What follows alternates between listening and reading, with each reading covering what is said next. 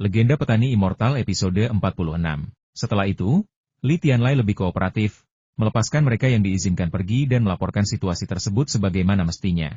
Karena mereka adalah petugas polisi kota, dan dikirim oleh wali kota Huang, dia merasa lebih tenang. Konflik yang tegang itu dengan cepat terselesaikan. Petugas polisi kota, yang tampaknya seorang wakil direktur, memuji Li Tianlai karena bijaksana, setia, dan layak dijadikan teman. Menambahkan bahwa ia bisa mentraktirnya minum jika ia berkunjung ke kota. Sanjungan ini membuat Li Tianlai merasa sangat terharu. Bahkan setelah mobil polisi menghilang dari pandangan, ia memimpin orang-orang dari desa untuk melambaikan tangan sebagai ucapan selamat tinggal. Astaga, Fua benar-benar hebat. Bahkan setelah ditangkap polisi, dia masih berhasil mengalahkan Xiong Jiakun. Hehe, seperti yang diharapkan dari orang-orang di desa keluarga Li kita, mereka benar-benar mampu. Ketika semua orang tersadar, Li Tianlai tiba-tiba mengatakan ini, membuat semua orang bingung. Paman, bagaimana ini bisa berhubungan lagi dengan Fua? Bukankah dia masih di penjara? Tanya seseorang dengan suara rendah, bingung. Kau tidak tahu apa-apa. Justru karena Fua masuk penjara, Xiong Jiakun jadi sangat sial. Ah, kalau soal kepala kantor polisi kota, lebih baik menunjuk orang yang bijaksana. Kalau tidak, mereka tidak akan bertahan lama. Sulit sekali menemukan mantan tentara seperti Liu Qianjin sebagai kepala kantor polisi akhir-akhir ini, kata Li Tianlai penuh makna. Yang lain, karena kurang pengalaman, tidak begitu mengerti logika di baliknya, tetapi Li Yunchong, yang cerdas, tiba-tiba menepuk pahanya dan berseru. Sial, Xiong Jiakun sudah berteriak-teriak untuk menipu Fua sepanjang hari, dan dia sudah dikalahkan oleh Fua bahkan sebelum dia mulai. Adikku benar-benar luar biasa. Jika begitu, mengapa kita tidak menyuruhnya pergi berbicara dengan atasan dan memberikan rekomendasi yang baik untukku, dan aku akan menjadi kepala kantor polisi ini? Kau sudah mengerti, Nak? Itu tidak mudah. Tapi kau terlalu kurang berpengalaman. Bahkan jika kau menjadi kepala stasiun, kau tidak akan melakukan pekerjaan dengan baik. Jika kau benar-benar ingin sukses di bidang pekerjaan ini, mulailah sebagai petugas biasa. Dengan bantuan Fua, menjadi kepala stasiun tidak akan sulit, kata Li Tianlai. Seorang polisi yang tidak ingin menjadi kepala kantor polisi bukanlah polisi yang baik. Paman, tunggu saja dan lihat. Li Yunchong menepuk dadanya dan berteriak. Aku tidak mengerti omong kosong apa yang kalian ucapkan. Semuanya bubar dan lanjutkan urusan masing-masing. Saat Fua kembali, aku akan menyuruhnya mentraktir seluruh desa makan daging dan minum anggur sebagai ucapan terima kasih atas bantuan tanpa pamrih mereka, teriak Li Tianlai. Haha, memang sudah seharusnya begitu. Desa ini sudah lama tidak semeriah ini. Kalau kita tidak membuat keributan, polisi di kota akan memperlakukan kita seperti sampah. Kelompok itu mengobrol dan tertawa sambil bubar dari pintu masuk desa. Li Yunfei dirawat di rumah sakit selama 4 hari, tetapi dia tidak tahan lagi.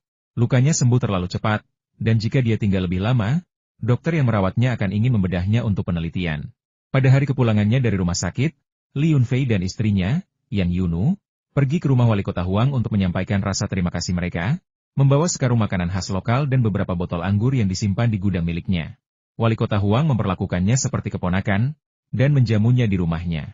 Selama makan, wali kota Huang memberi Li Yunfei banyak nasihat tentang bagaimana bersikap, menyarankannya untuk tidak terlalu menonjol dan tidak terlalu menarik perhatian, agar tidak ada yang mencoba menjebaknya lagi. Ia juga mengindikasikan bahwa ia akan memperhatikan dengan saksama pekerjaan keamanan di kota Qinglong, dan jika kandidat yang cocok tidak dapat ditemukan, bukan tidak mungkin untuk menunjuk kepala kantor polisi dari kota bagaimanapun juga. Ini adalah kasus khusus. Ketika Li Yunfei kembali ke kota Qinglong, hampir seluruh penduduk desa datang ke pintu masuk desa untuk menyambutnya. Mereka mengatakan bahwa selama Li Yunfei pergi, ia telah melakukan perbuatan baik untuk desa dengan menyingkirkan penjahat Xiong Jiakun, dan seluruh desa berterima kasih kepadanya.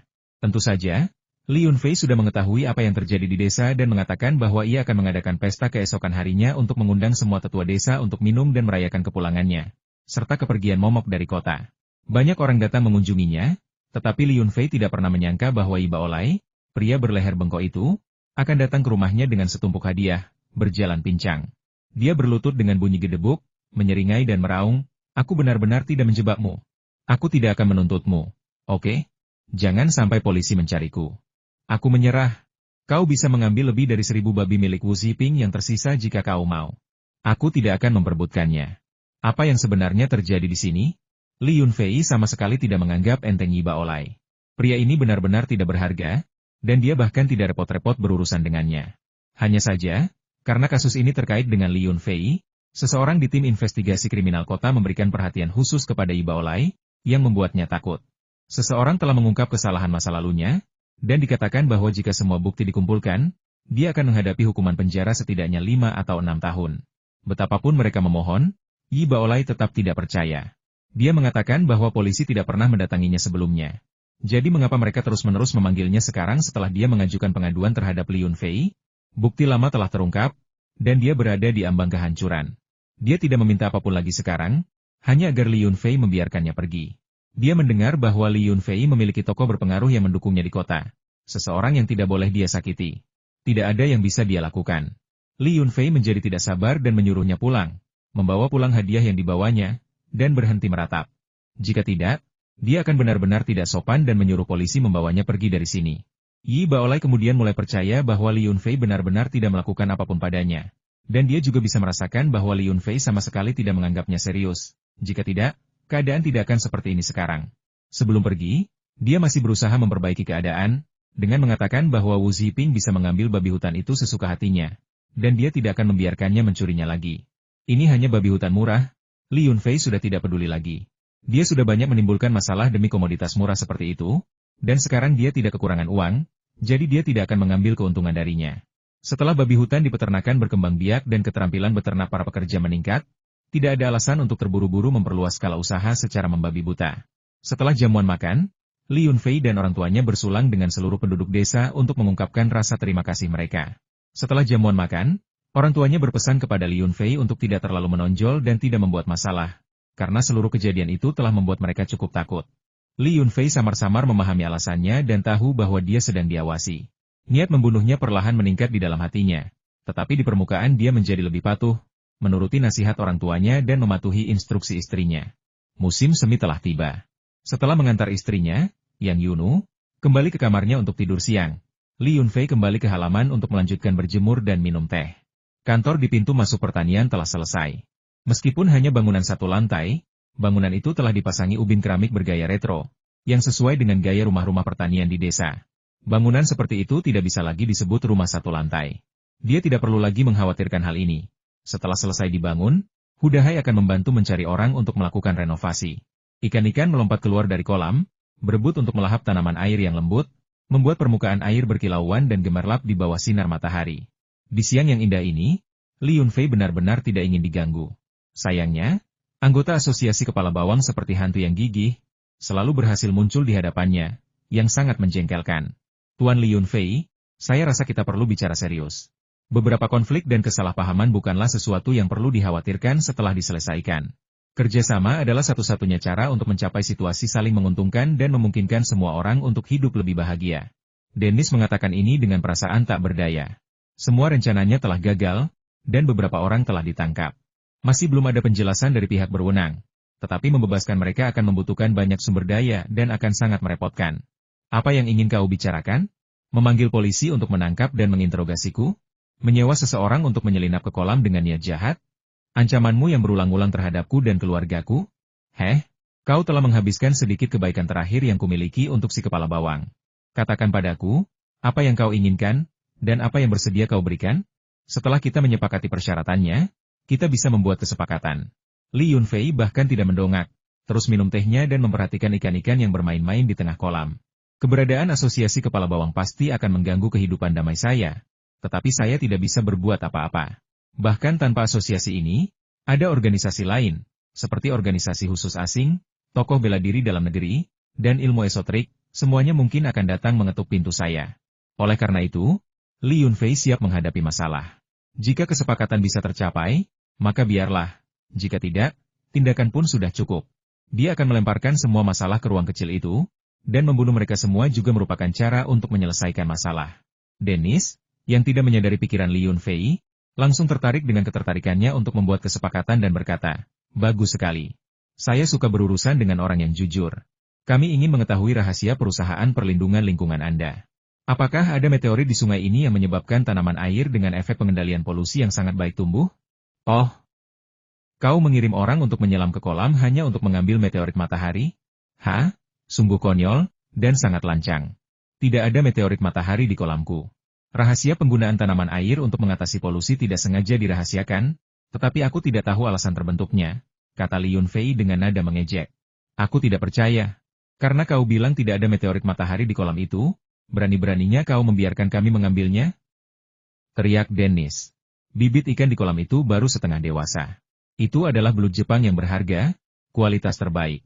Itu adalah kelompok bibit ikan ekonomis yang saya pelihara dengan hati-hati, dan dipesan oleh seorang pelanggan. Jika Anda masuk ke air untuk menangkapnya, itu pasti akan memengaruhi pertumbuhan bibit ikan. Bagaimana Anda akan mengganti kerugiannya? Li Yunfei akhirnya menoleh dan melirik Dennis. Asalkan kau bersedia mengizinkan kami masuk ke air untuk mengambilnya, kompensasinya bisa dinegosiasikan. Dennis sangat gembira. Apa yang awalnya ia anggap mustahil ternyata diselesaikan hanya dengan beberapa kata. Jika ia tahu ini akan terjadi, mengapa ia pergi ke polisi untuk mengancam Li Yunfei? 10 juta. Kau bisa melakukan apapun yang kau mau dengan kolam ini. Apapun yang kau ambil adalah milikmu, dan jika tidak, kau tidak beruntung, kata Li Yunfei dengan tenang. 10 juta RMB? Oke, setuju. Dennis menyetujui persyaratan Li Yunfei tanpa mengerutkan kening sedikit pun, seolah-olah 10 juta RMB bukanlah uang melainkan setumpuk kertas bekas. Li Yunfei mengangkat alisnya, menyadari sesuatu asosiasi kepala bawang tampaknya bersedia membayar berapapun harganya untuk mendapatkan meteorit matahari. Hal-hal seperti uang praktis tidak ada dalam pertimbangan mereka. Sebenarnya, dia sedikit menyesal. Dia belum menawarkan cukup banyak. Baiklah, ini uangnya. Kau bisa masuk ke air kapanpun kau mau, kata Li Yunfei sambil mengeluarkan buku catatan dari sakunya, menuliskan nomor rekening bank, dan meminta Dennis untuk mentransfer uang tersebut. Dennis, sambil menggenggam catatan itu, pergi dengan gembira. Kedua orang asing yang menjaga gerbang pertanian akhirnya menghela napas lega. Belakangan ini, masuk rumah Li Yunfei sangat sulit. Banyak kejadian aneh telah terjadi. Siapapun yang mencoba menyelinap masuk akan dipukul hingga pingsan dan dibiarkan membeku di sungai semalaman, atau dilempar ke sumur kering dan hampir mati kelaparan. Setelah penyelidikan, mereka akhirnya mengerti kakek Li Yunfei adalah seorang master sejati, tidak kalah terampilnya dengan individu-individu istimewa di negara mereka sendiri. Dengan sosok yang begitu tangguh melindungi Li Yunfei, mereka menjadi semakin patuh akhir-akhir ini, tidak berani menimbulkan masalah. Li Yunfei, kudengar kau sudah dibebaskan. Kenapa kau tidak menyapa? Aku bahkan sudah meminta seseorang untuk membantumu. Telepon Yin Sueyan selalu terasa datang agak terlambat. Aku sudah bersyukur atas niatmu ini. Aku tidak menyangka kau akan benar-benar membantu. Aku akan mentraktirmu minum setiap kali kau datang. Bolehkah? Kata Li Yunfei dengan malas, pikirannya masih tertuju pada kesepakatan yang baru saja dibuatnya dengan Dennis. Apa maksudmu? Mengajak seorang gadis minum-minum? Apa kau sedang merencanakan sesuatu? Kudengar saudari Yunu sedang hamil. Kau seharusnya tidak melakukan apapun yang akan mengkhianatinya di saat istimewa ini, kata Yin Sueyan sambil menunjukkan giginya dan mengacungkan cakarnya. Jangan khawatir, motifku terhadapmu sepenuhnya murni.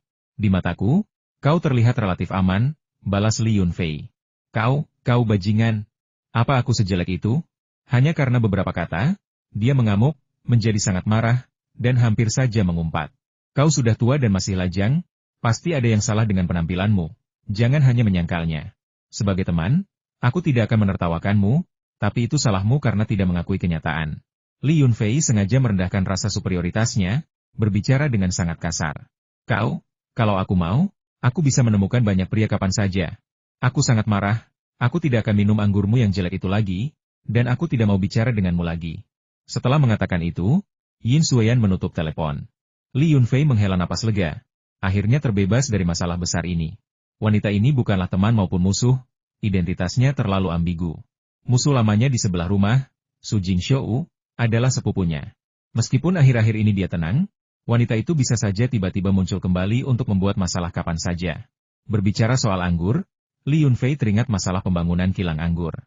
Karena penangkapannya, proyek kilang anggur tersebut tidak mengalami kemajuan, dan kakek kelimanya telah beberapa kali mendesaknya, khawatir hal itu akan menunda pengiriman anggur.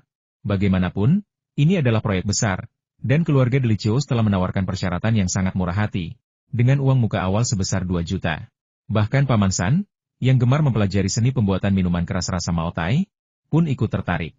Dalam 2 hari sejak kepulangannya, ia datang 7 atau 8 kali untuk membahas lokasi tempat penyulingan dengan Li Yunfei.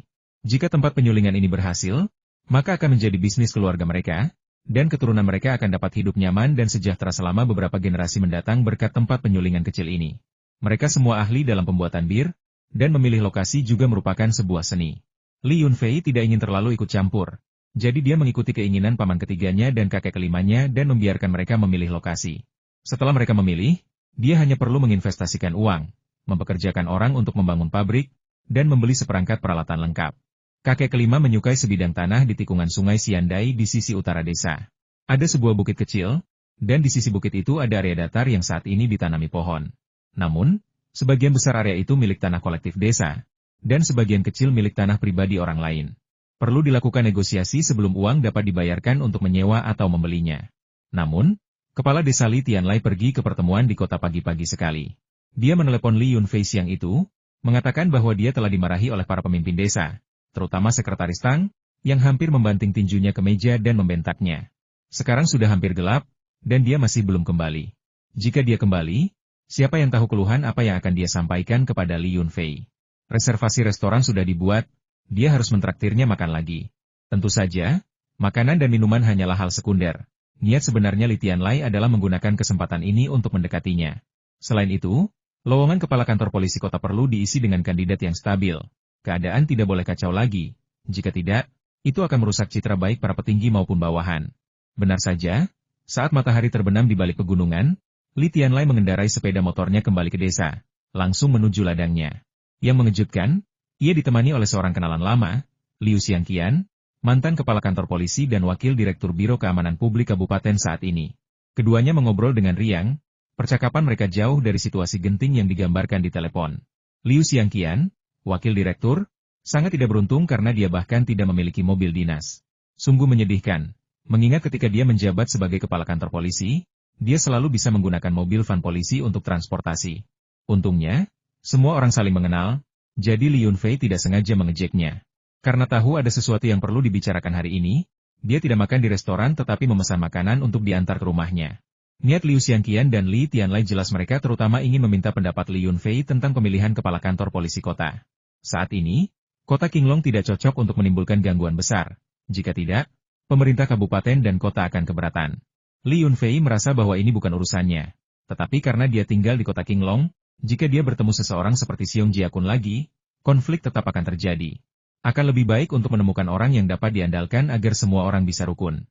Saya teringat lelucon Li Yunchong bahwa dia ingin menjadi kepala kantor polisi. Tentu saja, lebih mudah menyelesaikan sesuatu dengan orang-orang sendiri. Tetapi Li Yunchong sama sekali tidak memiliki kualifikasi. Bahkan jika dia ditugaskan sebagai polisi, dia harus mulai dari bawah. Jika dia ingin menjadi kepala kantor polisi, dia membutuhkan beberapa tahun pengalaman lagi. Li Yunfei pertama-tama meminta pendapat mereka. Karena mereka telah datang, mereka pasti memiliki kandidat pilihan mereka sendiri. Benar saja, setelah beberapa percakapan sopan, Liu Xiangqian menyarankan seseorang, mantan bawahannya, yang masih bekerja di kantor polisi kota Qinglong.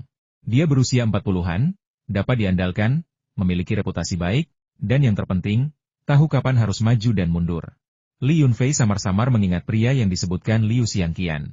Nama keluarganya adalah Zhang, dan dia berasal dari desa Zhangqiao. Dia pernah makan di rumah Liu Xiangqian. Dia tampak jujur dan baik hati, tetapi juga cukup cakap. Jika bukan karena pendidikannya yang kurang baik, dia mungkin sudah dipromosikan sejak lama. Baiklah, selama kau pikir itu bisa diterima, aku tidak keberatan. Namun, anak muda bernama Li Yunchong itu tidak puas hanya menjadi kapten pertahanan gabungan. Dia ingin mendapatkan pengalaman di kantor polisi. Jika dia bisa menjadi wakil direktur, itu akan memenuhi keinginannya. Ini adalah tawaran tidak langsung Li Yunfei sebagai syarat pertukaran. Tampaknya, siapapun yang ingin mendapatkan pijakan di kota Qinglong, mereka tidak bisa melewati Li Yunfei. Hehe, itu bukan hal yang mustahil. Bahkan jika posisi wakil direktur tidak lagi tersedia setelah pengurangan staf, selama urusan kota Qinglong meningkat dan jumlah staf bertambah, posisi wakil direktur dapat dilamar kapan saja. Liu Xiangqian langsung setuju. Dalam benak mereka, posisi ini tidak terlalu penting. Hal itu sudah diputuskan saat makan dan minum. Dari ketiganya, pendapat Li Yunfei adalah yang paling penting. Selama dia setuju, Liu Xiangqian dapat dengan percaya diri merekomendasikannya, dan para petinggi akan segera menyetujuinya. Di tengah sesi minum-minum, Li Yunfei memanggil Li Yunchong, merangkum poin-poin penting dari diskusi mereka sebelumnya, dan menyuruhnya mempersiapkan diri secara mental untuk menjadi seorang polisi di kota. Li Yunchong tampaknya bosan di desa akhir-akhir ini dan senang terlibat dalam masalah-masalah yang rumit. Menurutnya, menjadi polisi di kota juga memberinya banyak waktu untuk kembali ke desa dan mengejar pemeran utama wanita dalam serial TV tersebut. Efisiensi Dennis melebihi ekspektasi Li Yunfei. Dia menerima pemberitahuan pembayaran di tengah malam. 10 juta RMB ditransfer ke rekeningnya secara penuh, tanpa kekurangan 1 sen pun. Seperti yang telah diprediksi oleh Li Yunfei, setelah fajar menyingsing, 10 penyelam yang membawa tabung oksigen berdiri rapi di gerbang pertanian, meminta izin masuk. Li Yunfei mengingat kembali koin emas dan tembaga yang ditunggu-tunggu, dan menyuruh para pekerja membuka gerbang pertanian, membiarkannya terbuka agar penduduk desa dapat berkumpul dan menonton. Mereka semua berasal dari desa yang sama. Jika dia tidak menunjukkannya kepada mereka, siapa yang tahu desas-desus apa yang akan menyebar, mengatakan ada harta karun di sini atau semacamnya. Mereka sepertinya belum pernah melihat penyelam atau juru masak kata sebelumnya. Dan mereka juga tanpa penasaran mengapa orang asing ini tertarik pada kolam Li Yunfei. Meskipun mereka sudah pernah menangkapnya sekali, mereka tetap tidak mau menyerah. Sekarang setelah mereka masuk di siang bolong, itu pasti dengan persetujuan diam-diam Li Yunfei. Semua orang semakin penasaran, bertanya-tanya kesepakatan macam apa yang telah mereka capai. Karena kolam tersebut tidak jauh dari jalan utama, wisatawan yang lewat juga dapat melihatnya dan berdiri di pinggir jalan, menjulurkan leher untuk melihat ke dalam kolam. Kolam itu tidak dalam, dan dasarnya berlumpur. Menggunakan penyelam tidak akan efektif. Bahkan, akan sangat sulit bagi mereka. Gerakan sekecil apapun di bawah air akan menyebabkan penglihatan mereka kabur.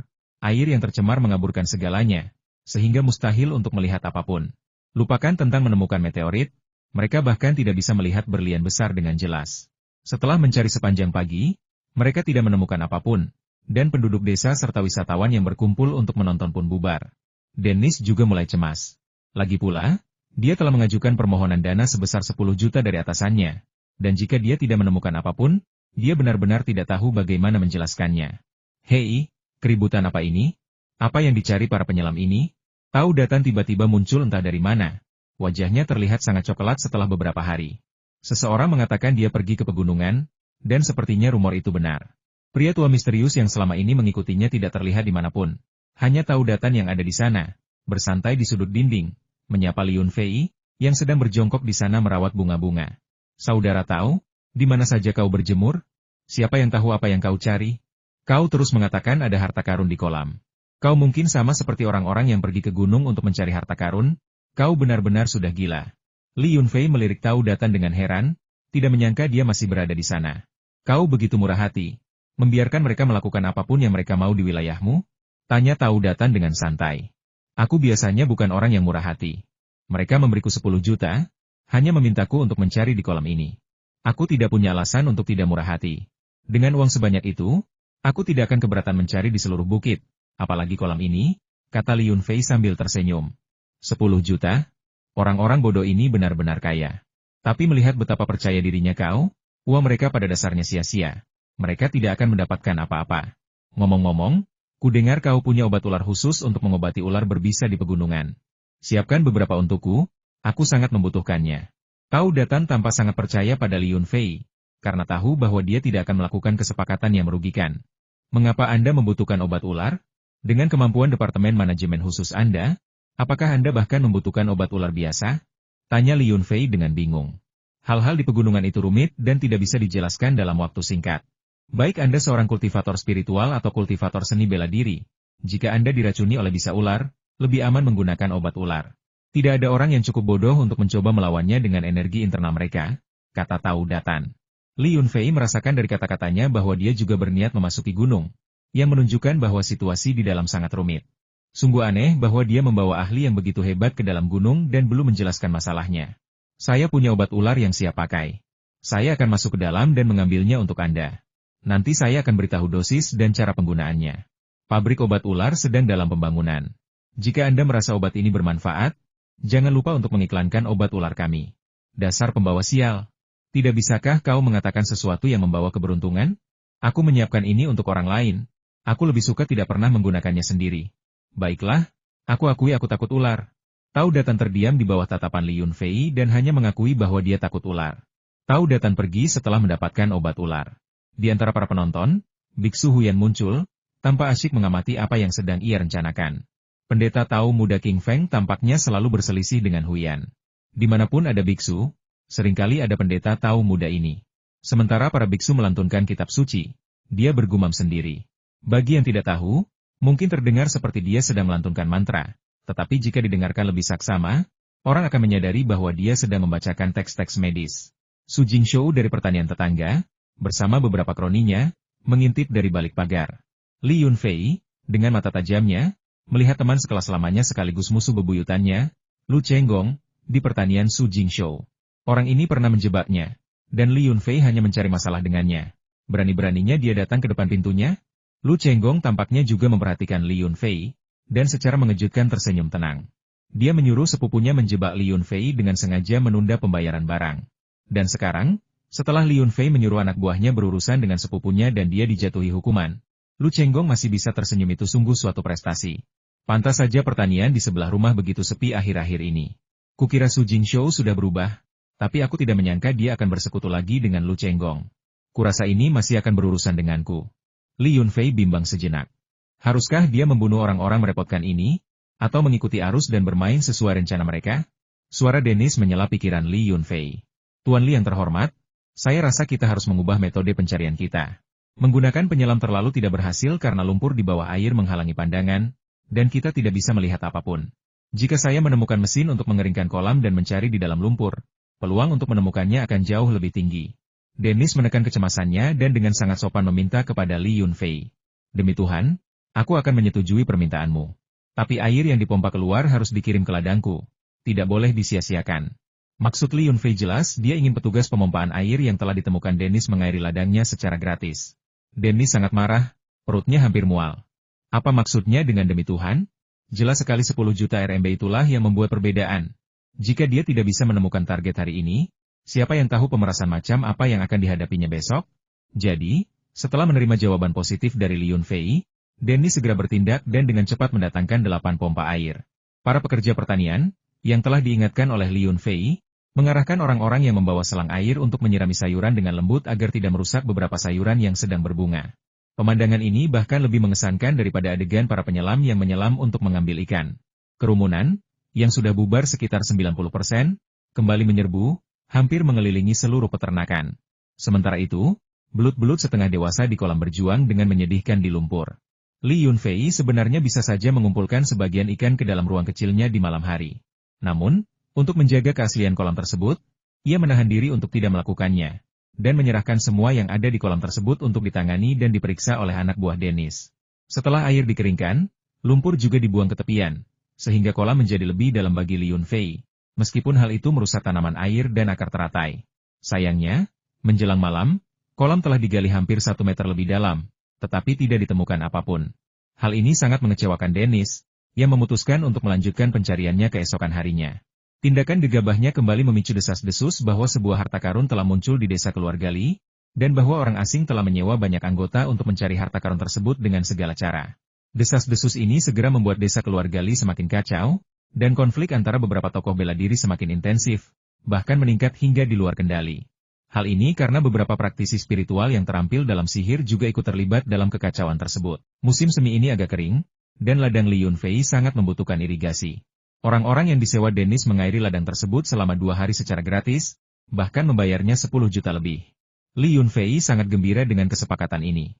Jika semua anggota asosiasi kepala bawang begitu tanpa pamrih, Li Yunfei memutuskan dia akan berhenti membenci mereka. Sayangnya, Dennis tidak melihatnya seperti itu. Dia merasa tertipu. Li Yunfei pasti tahu bahwa tidak ada apapun di kolam itu sehingga dia begitu murah hati, membiarkan dia dan anak buahnya melakukan apapun yang mereka inginkan. Namun, tampaknya tidak ada yang mengingatkan Dennis bahwa ia telah menggunakan karakteristik tumbuhan air sebagai dasar spekulasinya, dengan keyakinan teguh bahwa ada meteorit matahari di kolam tersebut. Ia menolak untuk mendengarkan nasihat asistennya dan dengan keras kepala mengajukan permohonan kepada asosiasi untuk mendapatkan 10 juta RMB untuk membayar kompensasi pencarian. Dennis sedang dalam suasana hati yang buruk ketika meninggalkan pertanian. Tetapi pimpinan markas besar mengatakan mereka akan mengirim 2 manusia super yang sangat kuat untuk membantunya memperbaiki keadaan. Namun, karena kematian manusia super Mad Dog, pimpinan markas besar ragu-ragu dan tidak akan mengirim ahli yang sangat kuat untuk saat ini. Li Yunfei sama sekali tidak peduli dengan suasana hati Dennis. Berdiri di tepi kolam, dia juga merasa terganggu dengan kolam di depan villa. Kolam itu telah digali lebih dalam lebih dari 1 meter, mengurangi jumlah lumpur, yang umumnya tidak cocok untuk menumbuhkan akar teratai. Namun, merendam biji teratai yang sudah berkecambah dalam air mata air dari dimensi spasialnya masih patut dicoba. Belut-belut itu, yang baru setengah dewasa, telah kehilangan lebih dari setengah ukurannya. Sekalipun diberi air tawar dan air mata air spiritual dari tempat mereka berada, mereka tidak dapat diselamatkan dari kondisi tertutup lumpur selama setengah hari. Udara dipenuhi bau lumpur yang menyengat, yang semakin tak tertahankan setelah terpapar sinar matahari. Yang Yunu, istri Li Yunfei, tetap berada di dalam rumah, menyemprotkan pengharum ruangan dan menegaskan bahwa mereka tidak akan lagi menghasilkan uang dari ini. Kekacauan itu begitu parah hingga merusak selera makan mereka. Ia harus mendengarkan istrinya. Tetapi Li Yunfei ragu bahwa bahkan orang yang paling bodoh pun tidak akan melakukan kesalahan yang sama lagi. Jika asosiasi kepala bawang bersedia membayar untuk pencarian lain, Li Yunfei pasti akan ragu-ragu. Menolak uang akan menjadi dosa baginya. Anak buah Dennis membawa banyak tanaman air, tak diragukan lagi untuk penelitian rahasia. Namun, Li Yunfei tidak terlalu khawatir. Perusahaan lingkungan pasti telah mempelajari tanaman air tersebut ketika mereka menangani polusi. Tetapi tanaman air ini tidak dapat berfungsi tanpa budidaya mata air spasial. Setelah dicabut, kemampuan mereka dalam menangani polusi terbatas, dan membudidayakannya kembali tidak akan membantu. Pada hari pertamanya di kantor polisi, Li Yunchong pulang sore hari mengenakan seragam polisi. Dia sangat gembira dan dengan bangga memamerkannya kepada Li Yunfei di pertanian. Tong Tong dan Mao Mao baru saja pulang sekolah dan berlarian riang menuju ladang. Ketika mereka melihat Li Yunchong mengenakan seragamnya, mereka berseru, "Hei, kenapa paman kepala besar berpakaian seperti penjahat? Apakah ini acara TV? Kalian semua." Li Yunchong terdiam, lalu merau marah, "Apa yang kalian tahu? Bocah-bocah nakal? Siapa bilang ini pakaian penjahat? Ini seragam polisi. Kalian boleh mengumpat mereka sebelumnya, tapi kalian tidak boleh mengumpat polisi lagi. Kami bekerja keras dalam pekerjaan ini." Mau-mau, meskipun bertubuh kecil, cukup cerdas.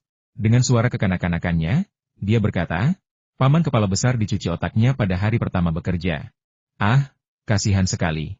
"Tepat sekali." Tong Tong mengangguk, setuju sepenuhnya. Para polisi yang datang ke restoran itu tidak hanya menolak membayar tetapi juga mencoba memukul Bibi. Mereka jelas bukan orang baik. Paman kepala besar juga bukan orang baik. Dia sering mengganggu saya dan bahkan mencuri permen lollipop saya. Li Yunchong tersipu dan memaksakan protes Tong Tong. "Jelaskan pada pamanmu siapa yang mencuri permen lollipopmu. Kau memberikannya padaku." Selain itu, polisi yang tidak membayar makanannya adalah Siong Jiakun. Dia sudah ditangkap oleh Departemen Disiplin. "Bukan aku. Mulai sekarang, jika ada yang tidak membayar makanannya, hubungi aku dan aku akan menanganinya."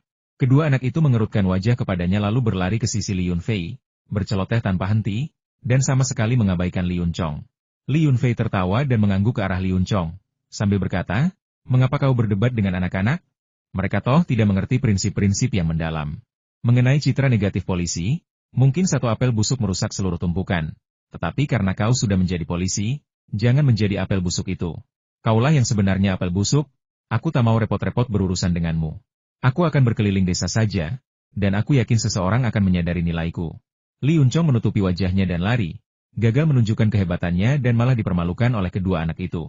Kedua anak itu sangat menantikan buah stroberi di ladang, tetapi karena baru saja disiram, sulit untuk masuk ke ladang. Jadi, mereka diizinkan masuk ke dalam, di mana ada ruang untuk stroberi, sehingga anak-anak bisa mencicipinya. Yang Yunus sedang menonton TV untuk mengisi waktu luang ketika dia melihat kedua anak itu masuk. Dia langsung tertarik dan menggoda mereka dengan stroberi dan buah-buahan lainnya. Untuk beberapa saat, ruangan itu dipenuhi tawa dan obrolan. Namun, Li Yunfei harus mengenakan sepatu bot karet dan berjalan mengelilingi kolam, menaburkan biji teratai ke dalam lumpur dangkal. Melihat ini, Li Tiezhu berlari menghampiri bos untuk bertanya apakah mereka harus memanggil para pekerja untuk membantu. Li Yunfei menggelengkan kepalanya, menyuruh mereka melanjutkan pekerjaan mereka. Dia bisa menangani tugas-tugas rumit ini sendiri, dan itu tidak melelahkan. Setelah menaburkan biji teratai, tanaman air di area tersebut perlu dipindahkan ke kolam kecil di depannya. Tanaman air ini merupakan sumber makanan utama bagi belut yang bertahan hidup. Tumbuhan air sangat tangguh. Pada dasarnya mereka dapat tumbuh selama ada air. Secara khusus, tumbuhan air yang dibudidayakan dengan mata air spiritual di tempat ini dapat bertahan hidup bahkan di air limbah. Apalagi di air kolam ini yang telah diresapi dengan mata air spiritual tersebut. Tepat saat itu, Li Yunfei tiba-tiba merasakan kegelapan di depan matanya, dan udara di sekitarnya tampak sedikit bergetar. Li Yunfei terkejut, mengira itu gempa bumi, tetapi ketika dia melihat sekeliling, dia mendapati semuanya normal, seolah-olah tidak ada yang berubah dan tidak ada gempa bumi. Namun, situasi aneh barusan jelas bukan halusinasi atau ilusi. Dengan indera yang tajam, mustahil baginya untuk mengalami ilusi yang begitu nyata. Sebenarnya apa yang sedang terjadi? Li Yunfei menatap sekeliling dengan tatapan kosong, mengamati bukit pertanian yang baru saja diairi. Bukit itu tampak subur dan hijau, dan semuanya tampak normal. Tunggu, ada yang tidak beres. Setelah diperiksa lebih dekat, Li Yunfei langsung menyadari ada sesuatu yang aneh. Bukit pertanian yang hijau subur itu tampak kehilangan vitalitasnya, seolah-olah sesuatu telah menguras separuh hidupnya, membuatnya kehilangan energi dan semangat. Tampaknya ada aliran energi spiritual yang aneh di udara. Li Yunfei dapat merasakan fluktuasi energi spiritual tersebut, tetapi dia tidak tahu kemana arahnya. Kultivasi dan pengetahuannya memang tidak mencukupi, dan dia belum menerima warisan kultivasi yang sistematis. Dia hanya bisa mengandalkan karakteristik ruang kecil dan catatan kultivasi Taois Lingsu untuk mencapai hal ini. Keberuntungan menjadi faktor utama. Energi spiritual adalah inti dari pertanian ini, sama pentingnya dengan jiwa manusia. Jika energi itu terkuras oleh sesuatu, itu akan berakibat fatal. Li Yunfei segera menegang, mengganti sepatunya, membersihkan tangannya, dan mulai mengamati bukit kecil di pertanian itu. Ikan-ikan itu tampak gelisah, sebagian besar muncul ke permukaan seolah-olah kekurangan oksigen sebelum badai hujan. Mulut kecil mereka menganga saat mereka mati-matian menghirup udara. Melewati kolam kura-kura, kura-kura cerdas ini berenang dengan gelisah, beberapa bahkan mencoba naik ke darat. Li Tiezhu, yang bertanggung jawab atas kura-kura di kolam-kolam ini, sangat ketakutan ketika melihat kura-kura bertingkah aneh, mengira mereka telah tertular semacam penyakit. Dia segera menelepon Li Yunfei. Li Yunfei menjawab telepon dan memberitahunya bahwa dia berada di kolam nomor 6 dan telah memperhatikan keanehan tersebut. Li Tiezhu dan dua karyawan lainnya berlari mencari Li Yunfei di kolam ke-6. Mereka berkeringat deras karena cemas, bersikeras bahwa mereka tidak melakukan kesalahan apapun, bahwa mereka memberi makan hewan-hewan seperti biasa, dan bahwa pakan itu baru dibuat sendiri dan aman untuk dimakan manusia. Li Yunfei menyuruh mereka untuk tidak khawatir. Itu hanya beberapa kolam kura-kura. Bahkan jika terjadi sesuatu yang tidak diinginkan, mereka bisa mengatasinya. Mereka tidak akan seperti peternak kura-kura di desa sebelah yang bunuh diri karena masalah. Li Yunfei tidak menceritakan fenomena aneh lainnya kepada mereka. Lagi pula, mereka hanyalah orang biasa, dan jika dia menggambarkan sesuatu yang terlalu aneh, mereka mungkin bahkan tidak akan berani memasuki peternakan. Ayam-ayam berbulu hitam di puncak gunung juga gelisah, mengepakkan sayap mereka dan mencoba terbang keluar dari pagar. Fenomena ini seperti tanda-tanda peringatan naluriah hewan sebelum gempa bumi. Tetapi Li Yunfei yakin bahwa ini bukanlah pertanda gempa bumi. Taois Lingsu menyebutkan dalam catatannya bahwa hewan menunjukkan berbagai kelainan sebelum gempa bumi karena perubahan medan magnet bumi, energi spiritual yang kacau, dan ketidakseimbangan parah dalam 5 elemen, yang menyebabkan hewan mengalami kegelisahan yang hebat. Jika energi vital suatu pertanian terganggu dan terdistorsi oleh campur tangan manusia, orang-orang dan hewan-hewan di sana juga akan merasa tidak nyaman. Hal ini melibatkan seni kuno yang disebut Feng Shui. Namun, Guru Lingsu tidak mahir dalam seni ini, dan catatannya hanya menyebutkan pengaruh dan efeknya tanpa memberikan penjelasan rinci. Li Qingmu, yang bertugas memelihara ayam, juga menelepon untuk memberitahu Li Yunfei tentang perubahan di peternakan ayam, dan mengatakan bahwa situasinya sangat kacau. Li Yunfei berjalan berkeliling, menenangkan setiap pekerja yang gugup dan gelisah yang ditemuinya. Kemudian dia kembali ke gerbang pertanian, tempat kedua anjing pemburu di depan pintunya menggonggong liar ke arah pertanian tetangga. Li Yunfei mengerutkan kening dan melirik ladang kecil di sebelah selatan dengan ekspresi bingung. Gunung yang tandus itu kini menunjukkan tanda-tanda kehijauan dan kehidupan. Tepat saat itu, kakeknya, Li Chunqiu, perlahan berjalan memasuki ladang. Meskipun tampak lambat, setiap langkahnya menempuh jarak 2 atau 3 meter, dengan mudah meninggalkan Sandaki dan Chu Yingtai puluhan meter di belakang. Sandaki dan Chu Yingtai berusaha sekuat tenaga, tetapi mereka tidak dapat mengejar Li Chunqiu yang tampak santai. "Kakek, ada apa kakek kemari?" Li Yunfei buru-buru melangkah maju untuk menyambut mereka. "Aku merasakan energi kacau di sini, seolah-olah beberapa kultivator spiritual sedang melakukan ritual. Aku khawatir kau mungkin dalam bahaya, jadi aku datang untuk memeriksa keadaanmu." Li Chunqiu telah mencapai kesuksesan besar dalam kultivasi seni bela dirinya, dan darah serta energinya melimpah. Kekuatannya jauh lebih besar daripada saat ia pertama kali memasuki alam ketiga. Saat ini, persepsinya tentang langit dan bumi jauh melampaui para seniman bela diri biasa. Legenda mengatakan bahwa tingkat ketiga kultivasi seni bela diri memberikan hubungan dengan langit, tidak jauh berbeda dari tingkat ketiga kultivasi spiritual. Hal ini memungkinkan seseorang untuk memanfaatkan kekuatan langit dan bumi untuk menghasilkan serangan yang dahsyat. Meskipun tidak sampai memindahkan gunung dan mengisi lautan, hal itu dapat dengan mudah mengubah penampilan area kecil. Di mata orang awam, kultivasi semacam itu mirip dengan kultivasi para dewa. Legenda tentang dewa dan makhluk abadi seringkali merupakan hasil fantasi orang awam yang muncul dari menyaksikan makhluk-makhluk tersebut dalam pertempuran. Jantung Li Yunfei berdebar kencang. Ia hendak menjelaskan fenomena aneh yang baru saja terjadi ketika ia mendengar Sandaki terengah-engah dan berteriak, "Omong kosong kekacauan Ki. Aku tidak merasakan apa-apa. Li Lao-er, aku akhirnya memenangkan permainan catur melawanmu, dan kau menggunakan taktik tak tahu malu seperti ini? Apa kau tidak punya rasa malu?" Kultivasi Chu Yingtai belakangan ini jauh lebih stabil. Setelah berlari sejauh itu, ia hanya sedikit kehabisan napas. Setelah ragu sejenak, ia tetap berbicara gurusan, sebenarnya Guru Li benar. Aku juga merasakan kekacauan energi primordial. Bagaimanapun, aku adalah kultivator spiritual, dan aku lebih peka terhadap energi primordial langit dan bumi. Melihat Sandaki dipermalukan, Li Yunfei merasa senang tanpa alasan yang jelas. Orang tua ini sangat pandai membangkitkan kebencian. Dilihat dari tatapan penuh arti Chu Yingtai, dia sepertinya berniat mempermalukannya. Kau bilang tidak ada kekacauan energi vital? Aku bersikeras ada. Meskipun kultivasiku lebih rendah darimu, aku adalah kultivator spiritual. Aku lebih berwenang untuk berbicara tentang masalah ini. Sepertinya napas terengah-engah Sandaki bukan karena kelelahan, melainkan karena amarah. Pria ini sudah berada di puncak ranah kedua kultivasi seni bela diri, dan bisa melangkah ke tahap itu kapan saja. Namun, persepsinya tentang energi vital benar-benar kacau, tidak seperti Chu Yingtai, yang baru saja memasuki ranah kedua kultivasi spiritual. Masing-masing memiliki keahliannya sendiri, dan perbedaan antara seni bela diri dan kultivasi spiritual sangat besar, tetapi tidak mungkin untuk mengatakan mana yang lebih kuat atau lebih lemah. Mereka telah terkunci dalam perjuangan sengit selama ribuan tahun di dunia persilatan, tanpa pemenang yang jelas. Namun, tidak ada pihak yang meremehkan pihak lain. Praktisi seni bela diri unggul dalam pertarungan jarak dekat, sementara praktisi spiritual menghususkan diri dalam membunuh secara diam-diam. Ketika digabungkan, mereka dapat menghasilkan serangan yang sangat dahsyat. Mengabaikan ucapan dua orang di belakangnya, Li Chunqiu berjalan lurus ke kolam, melihat ke selatan, dan menunjuk ke ladang di sebelah selatan, sambil berkata, ladang ini bermasalah. Ladang ini mencuri vitalitas dari tempat lain, seperti mengoleskan beda pada mayat, terlalu jelas palsu. Hamparan vitalitas hijau itu seperti eceng gondok di air, akan berhamburan jika ditiup. Guru Li, wawasan Anda memang luar biasa. Saya baru saja akan mengatakan bahwa sumber energi abnormal itu adalah pertanian kecil di selatan. Tampaknya seseorang telah memasang susunan energi. Meskipun fluktuasi energi yang halus itu kecil, namun sangat stabil dan tidak dapat dikendalikan oleh kultivator spiritual.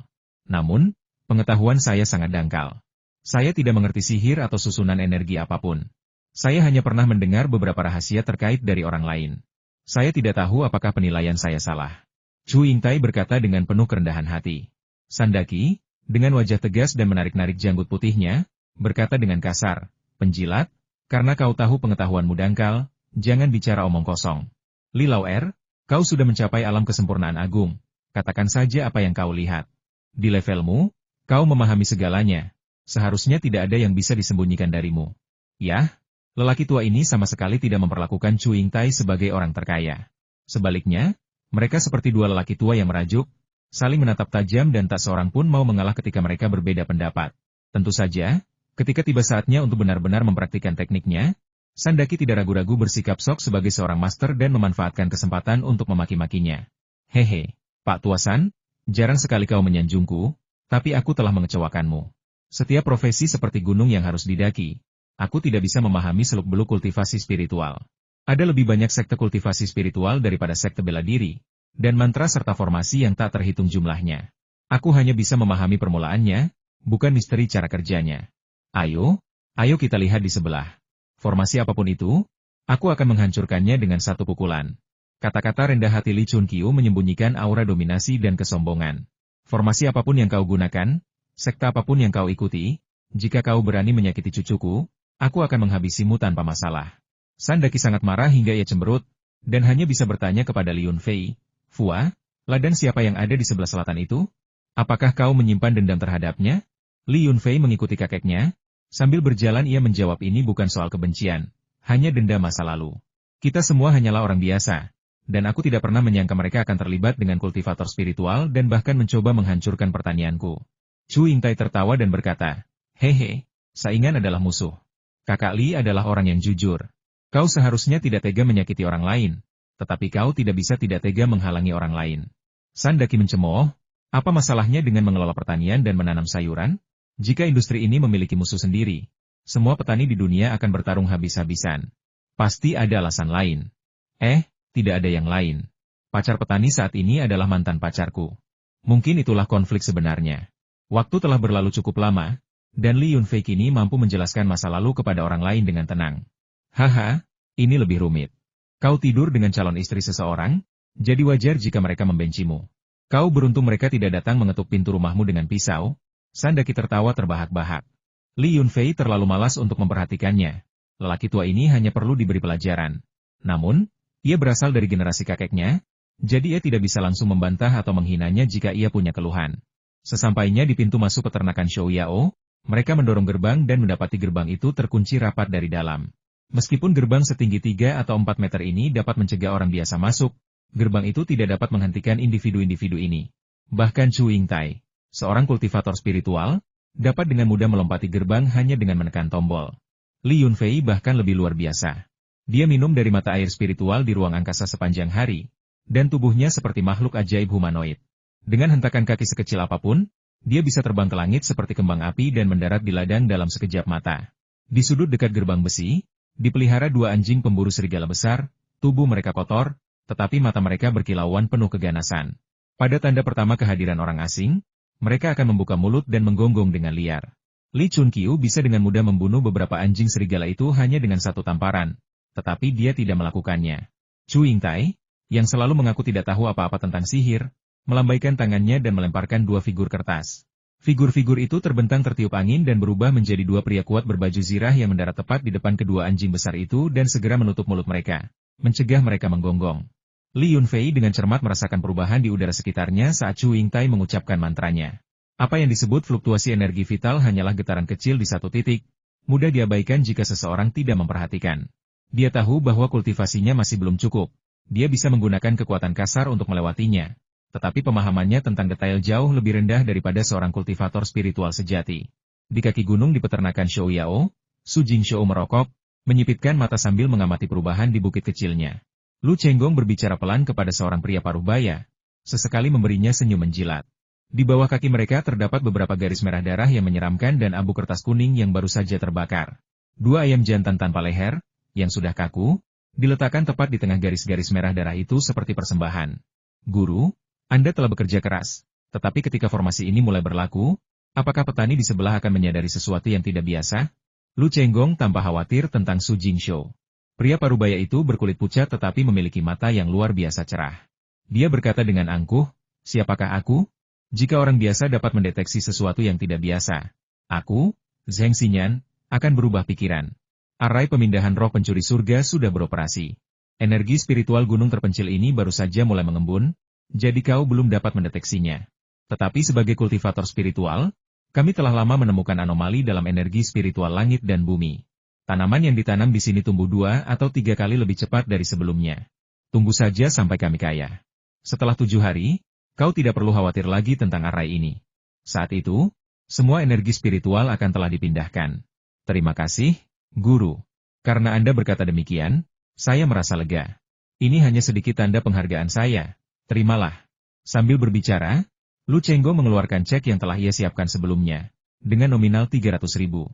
Zheng Xinyan mengambil cek itu, melirik angka di atasnya, mengangguk sedikit, dan berkata, kalian cukup pintar untuk mengetahui betapa kerasnya saya bekerja. Jika kalian membutuhkan hal serupa di masa mendatang, jangan ragu untuk menghubungi nomor yang tertera di kartu nama saya. Saya ahli dalam segala hal Feng Shui, ramalan, pemilihan nama, pemindahan makam saya mahir dalam segala hal. Terima kasih banyak, Guru. Saya pasti akan merepotkan Anda lagi jika diperlukan. Lu Chenggong menjawab dengan sangat sopan, tetapi Su Jingshou, pemilik pertanian, tidak mendekat untuk waktu yang lama, membuat suasana menjadi agak aneh. Li Yunfei, yang berada beberapa ratus meter jauhnya, telah mendengar percakapan mereka. Ekspresi kelompok itu aneh. Mereka ingin tertawa tetapi tidak bisa. Zheng Xinyan ini benar-benar orang aneh.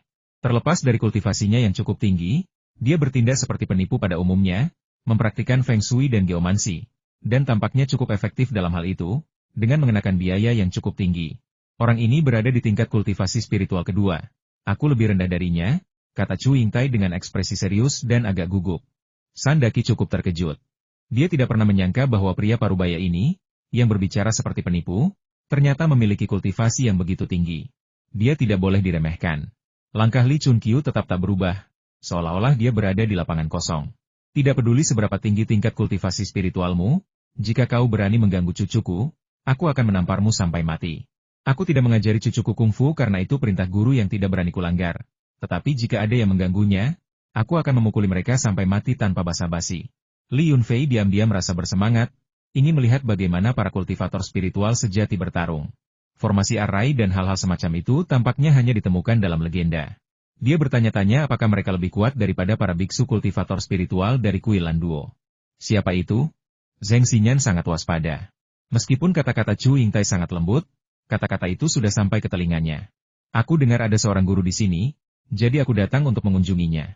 Aku petani tetangga, dan ladangku selalu kacau, ayam-ayam berkeliaran dan anjing-anjing menggonggong. Aku penasaran apakah tempat ini berhantu, dan aku ingin meminta bantuan guru itu, kata Li Yunfei sambil menyeringai, mengarang cerita. Setelah mendengar bahwa mereka adalah pemilik pertanian dari sebelah, ekspresi Zheng Xinyan berubah drastis. Dia membuat segel tangan dengan tangan kirinya, memegang jimat di tangan kanannya, dan diam-diam melafalkan mantra, menatap tajam ke 4 orang yang tiba-tiba muncul itu. Seharusnya dia memalingkan muka, karena setelah diperhatikan lebih dekat, dia hampir ketakutan setengah mati. Li Yunfei baik-baik saja. Dia agak biasa saja, dan mustahil untuk mengetahui jenis kultivasi apa yang telah dia jalani, kecuali bahwa dia cukup kuat. Chu Yingtai hanyalah kultivator spiritual di tahap awal alam kedua, dan tingkat kultivasinya lebih rendah daripada Li Yunfei. Namun, Sandaki adalah kultivator bela diri di puncak alam kedua, dengan darah dan ki yang kuat, dan niat membunuh sekuat pedang yang terhunus. Niat membunuh itu menekan Zheng Xinyan, menyebabkan kinya berhenti tiba-tiba, energi internalnya menjadi kacau, dan dia hampir kehilangan kendali dan melemparkan jimat kertas di tangannya. Adapun Li Chunqiu, dia sama sekali tidak bisa memahaminya. Hanya dengan satu pandangan saja, bulu kuduknya merinding, seolah-olah dia sedang melihat monster menakutkan yang bisa membunuhnya hanya dengan jentikan jarinya. Teman-teman, pasti ada kesalahpahaman di antara kita.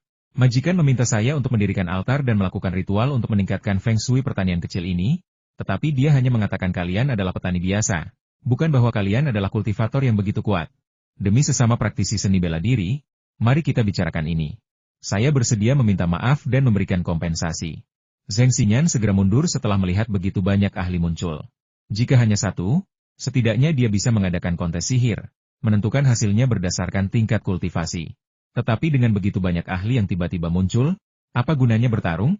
Bahkan sekte berukuran sedang di dunia seni bela diri mungkin tidak memiliki ahli seperti ini. Li Chunqiu melirik pola susunan di bawah kakinya, tidak berkata apa-apa, dan menamparnya dengan telapak tangannya. Seperti guntur dari langit yang cerah, hembusan angin tiba-tiba muncul, menerbangkan pasir dan batu. Beberapa jeritan bergema di tengah debu. Lu Chenggong dan Su Jingshou hanya terkena pecahan batu di kepala, sementara Zheng Xinyan, karena efek samping dari susunan yang hancur yang menyerang organ dalamnya, segera memuntahkan seteguk darah dan membuang jimat kertas itu dengan kaget dan marah. Jimat kertas itu mengembang tertiup angin. Awalnya seukuran telapak tangan, ukurannya telah membesar hingga sebesar tikar saat terbang keluar dari area pasir dan kerikil. Pola cinabar pada kertas kuning itu memancarkan cahaya merah yang menyilaukan, menyelimuti Li Chunqiu.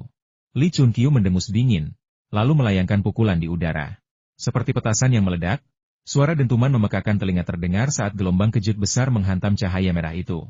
Jimat kertas raksasa itu langsung retak, berubah menjadi pecahan-pecahan tak terhitung yang lenyap dalam badai pasir. Semua ini terjadi begitu cepat sehingga bahkan Li Yunfei, dengan penglihatannya yang tajam, agak terbewildered.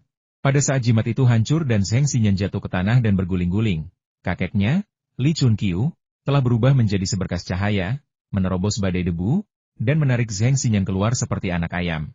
Su Jingshou dan Lu Chenggong masih berguling-guling di pasir dan meraung kesakitan, sama sekali tidak menyadari apa yang telah terjadi. Seolah-olah mereka sedang mengalami mimpi buruk, mereka hanya merasakan sakit dan tidak bisa membuka mata. Senior, selamatkan nyawaku. Aku hanya mengubah Feng Shui, aku tidak bermaksud menyakiti siapapun. Aku melempar jimat tadi hanya untuk melindungi diriku sendiri. Itu kecelakaan, aku tidak bermaksud menyinggungmu, senior. Sihir Zheng Xinyan kembali dipatahkan oleh Li Chunqiu. Dampak balik energi vitalnya melukai organ dalamnya. Ada bercak darah halus di sudut mulut, lubang hidung, dan matanya. Dia tampak sangat berantakan dan menakutkan. HMPH, jika kau punya niat jahat, apakah kau bahkan punya kesempatan untuk berbicara? Li Chunqiu mencibir dengan jijik, melemparkan Zheng Xinyan ke kaki Li Yunfei, dan berkata, Fua, orang ini adalah urusanmu. Selama tidak ada yang mati, cara apapun yang kau gunakan untuk menanganinya dapat diterima. Jika kau benar-benar ingin membunuh seseorang, itu juga tidak masalah. Mari kita selesaikan masalah ini di dunia bela diri. Temukan cara untuk menyelesaikannya di tempat rahasia, lalu laporkan ke departemen khusus. Melapor ke kantor manajemen urusan khusus? Itu berarti kau bisa membunuh seseorang tanpa dimintai pertanggungjawaban secara hukum? Tanya Li Yunfei, matanya membelalak karena terkejut. Mendengar itu, wajah Zheng Xinyan pucat pasi. Dia tahu bahwa lelaki tua itu adalah seorang sejati yang mengetahui aturan dunia bela diri. Dia memohon, Anda tidak bisa membunuh orang yang tidak bersalah secara sembarangan. Bahkan jika Anda melapor kepada atasan Anda harus memiliki alasan yang masuk akal. Saya, Zheng Xinyan, berasal dari keluarga terhormat. Saya tidak pernah membunuh orang yang tidak bersalah secara sembarangan, dan saya juga tidak pernah melakukan hal buruk.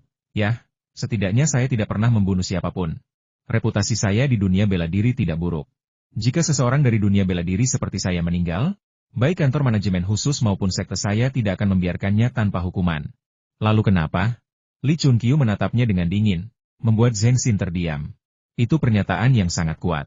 Apapun alasan atau dalihmu, jika aku ingin membunuhmu, aku tidak butuh alasan apapun. Li Yunfei tidak ingin membunuh siapapun dengan mudah saat ini, setidaknya tidak di depan orang lain. Dia ingin mempertahankan citranya sebagai orang baik. Selain itu, dengan rusaknya formasi Feng Shui, energi spiritual pertaniannya langsung pulih. Ayam-ayam berbulu hitam di puncak gunung telah kembali tenang, dan dia pikir kura-kura tua di sungai juga seharusnya baik-baik saja. Sikap Li Yunfei mengejutkan semua orang. Alih-alih menggunakan kekuatannya untuk mengintimidasi orang lain, dia malah tertawa dan berkata, "Hehe, karena kita semua orang dari dunia bela diri, sudah takdir kita bertemu. Bertarung itu tidak baik. Ini Tuan Zheng, kan? Bisa dibilang kita berteman melalui pertarungan. Aku lihat kau sudah terluka. Kenapa tidak istirahat sebentar di pertanian sebelah? Minum air, dan mengobrol santai?" Zheng Xinyan tercengang, tidak mengerti apa yang sedang direncanakan orang-orang ini. Namun, dia terluka parah dan, menghadapi kekuatan Li Chunqiu yang luar biasa, tidak punya pilihan lain. Pada saat ini, seseorang berbicara dengan lembut, yang sangat sesuai dengan kebutuhannya. Jadi dia menurutinya, berkata, "Terima kasih, adikku. Kata-katamu persis seperti yang ingin kudengar. Kita pasti bisa menjadi teman baik." Sembari berbicara, secara mengejutkan ia masih memiliki kekuatan untuk berdiri dan menyelipkan cek yang baru saja diterimanya ke dalam saku Li Yunfei. Bibir Li Yunfei berkedut. Sial, orang ini memang licik. Bahkan dalam keadaan terluka seperti ini, dia masih tega memberi hadiah dan menjilatnya. Tadi dia bertingkah seperti dewa yang angkuh, tapi sekarang dia menjadi pecundang yang menyedihkan. Memikirkannya, sungguh memilukan. Saat itu, Su Jingshou dan Lu Chenggong akhirnya bangkit dari tanah. Telinga mereka tidak lagi berdenging. Melihat pemandangan itu, mereka tahu ada sesuatu yang tidak beres. Orang yang terlibat, Li Yunfei, telah datang mengetuk pintu, dan bahkan memukuli ahli Feng Shui yang mereka pekerjakan, hingga wajahnya berlumuran darah. Mereka pasti telah ketahuan. "Li Yunfei, apa maksudmu? Kau menerobos masuk ke pertanianku dan memukuli tamu terhormatku. Apa yang kau lakukan? Apa kau pikir kantor polisi adalah milik pribadimu?" Su Jingshou meraung dengan suara serak, tetapi dilihat dari ekspresinya yang bingung, dia sangat merasa bersalah. Ekspresi Lu Chenggong juga tampak ragu. Ia menyeringai, ingin menjelaskan, tetapi tidak mampu tersenyum. Akhirnya, ia hanya menghela napas dan berkata, "Li Yunfei, kesalahpahaman antara kita, teman-teman lama, mungkin semakin dalam. Sebenarnya, kami hanya ingin meminta seorang ahli Feng Shui untuk memeriksa Feng Shui pertanian ini untuk meningkatkan kekayaan kami. Kami tidak bermaksud menyakitimu." Memperbaiki keberuntungan adalah ide yang bagus. Guru Feng Shui ini tampaknya memiliki beberapa keahlian. Aku akan meminjamnya selama beberapa hari untuk memperbaiki keberuntunganku juga. Teman lama, terima kasih telah mengingatkanku bahwa takdir, keberuntungan, dan Feng Shui semuanya penting. Guru Feng Shui memang memiliki pengaruh yang besar. Saat Li Yunfei berbicara, dia merangkul leher Zheng Xinyan dan, seolah-olah menculiknya, membawa praktisi spiritual yang terluka itu pergi. Sebelum pergi, Li Chunqiu menatap Su Jingshou dan Lu Chenggong tanpa menunjukkan sedikit pun sikap seorang guru dan mengancam mereka. "Anak-anak muda, ketika kalian bekerja di desa keluarga Li, sebaiknya hindari jalan yang curang atau tidak etis. Jika tidak, jika kalian membuat masalah, bahkan para tetua kalian pun tidak akan bisa menyelamatkan kalian." Sandaki dan Chu Yingtai tidak mengatakan apapun, tetapi mengikuti Li Yunfei dengan penuh antusias, ingin melihat bagaimana dia akan menghadapi Zheng Xinyan, kultivator spiritual itu. Dalam dunia seni bela diri, baik itu penyihir, pesulap, pendeta Taois, biksu, atau ahli Feng Shui, siapapun yang memiliki kemampuan untuk mengembangkan kekuatan spiritual termasuk dalam kategori pengembangan spiritual. Mengembangkan teknik fisik, ilmu pedang, atau senjata seperti pisau dan tongkat termasuk dalam kategori pengembangan seni bela diri. Dari mana Tuan Zheng mempelajari keahliannya? Seni bela diri apa yang menjadi spesialisasinya? Apakah dia terdaftar di kantor manajemen psikis khusus? Hahaha. Direktur tahu dari kantor manajemen psikis khusus dan saya berteman. Dia minum bersama saya 2 hari yang lalu. Dia pergi ke pegunungan untuk urusan bisnis baru-baru ini, tetapi dia akan kembali dalam beberapa hari. Kita bisa minum bersama nanti. Saya tidak bisa mengatakan tentang hal lain, tetapi saya pasti akan memiliki banyak anggur yang enak. Zheng Xinyan mendengarkan dengan napas tertahan, gemetar ketakutan. Ia berhasil menjawab beberapa pertanyaan yang kurang penting, tetapi sangat ketakutan oleh informasi latar belakang yang diungkapkan Li Yunfei. Ia memang telah mengajukan laporan, tetapi sayangnya, ia belum pernah bertemu Direktur Tahu Datan dari kantor manajemen khusus karena ia hanya mengajukan informasi tersebut ke cabang di provinsinya dan belum pernah bertemu pejabat tinggi manapun di ibu kota. Oh, karena Sekte Tuan Zheng ahli dalam memindahkan gunung dan sungai, serta menemukan tempat pemakaman yang membawa keberuntungan, maka saya ingin merepotkan Anda dengan sedikit bantuan. Hehe, Anda tahu maksud saya. Pria di sebelah rumah itu berani menyakiti saya. Dan saya, Li Yunfei, bukanlah patung tanah liat. Sudah sewajarnya saya membalas budi. Tolong bantu saya membuat formasi untuk merusak feng shui pertanian tetangga itu, sehingga bahkan gulma pun tidak bisa tumbuh di gunungnya yang tandus. Li Yunfei tampak sangat antusias, tetapi dia bahkan tidak mengizinkannya masuk ke rumahnya. Sebaliknya, dia berjongkok di tepi kolam, menunjuk ke pertanian di sebelah, dan meminta Zheng Xinyan untuk mengucapkan mantra. Zheng Xinyan hampir menangis, wajahnya memerah karena malu saat berkata, "Adikku, aku baru saja terluka, dan energi internalku kacau, sehingga aku tidak mungkin melakukan sihir apapun. Jika aku memaksakan diri untuk melakukan sihir sekarang, bukan hanya akan kontraproduktif, tetapi juga akan memperburuk lukaku, menyebabkan kerusakan internal permanen dan memperpendek umurku. Jika kau tidak percaya, tanyakan pada sesama kultivator ini. Jika aku berbohong, semoga aku disambar petir dan mati karena kerasukan setan." Zheng Xinyan sangat ketakutan hari ini dan mengucapkan sumpah yang mengerikan tanpa berpikir panjang. Sumpah para kultivator tidak boleh dianggap enteng. Jika tidak hati-hati, sumpah itu bisa menjadi kenyataan. Jangan khawatir, ini hanya cedera. Aku akan memberimu waktu untuk sembuh. Oh, ngomong-ngomong, apakah kamu mau ramuan obat? Aku punya banyak ginseng, hishou, huangjing, dan lingzi yang sudah berusia seabad. Harganya bisa dinegosiasikan. Barang-barang yang harganya 3 hingga 5 juta, bisa kujual kepadamu dengan diskon 10%. Siapa sangka kita akan seberuntung ini? Kata Li Yunfei, sambil menghitung barang-barang yang telah ia tanam di lahan kecilnya selama 1 atau 2 tahun. Ia menemukan cukup banyak barang yang bisa dianggap sebagai ramuan obat berusia seabad. Ia telah menangkap seekor domba gemuk hari ini.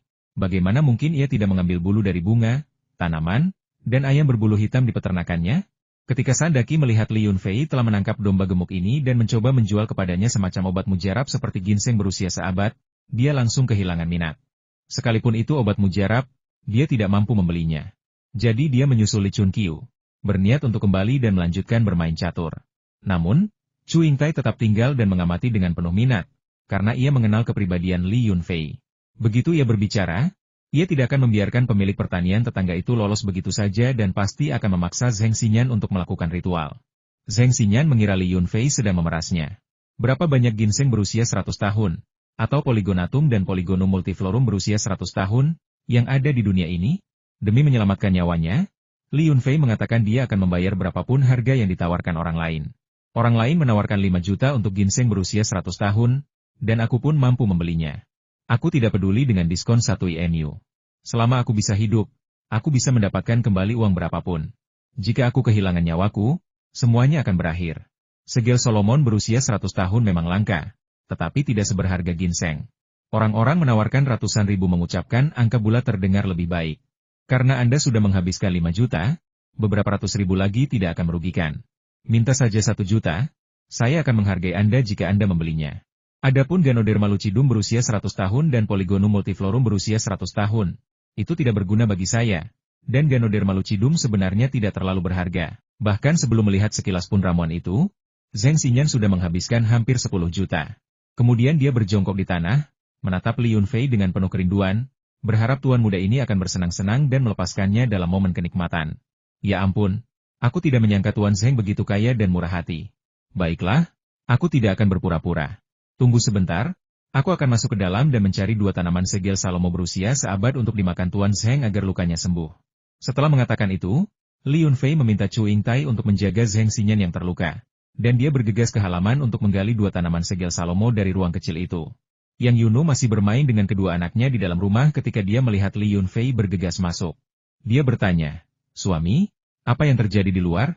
Semuanya tampak kacau. Kalau aku tidak terlalu malas untuk bergerak, aku pasti sudah keluar untuk melihat apa yang terjadi. Itu hanya masalah kecil, sudah terselesaikan.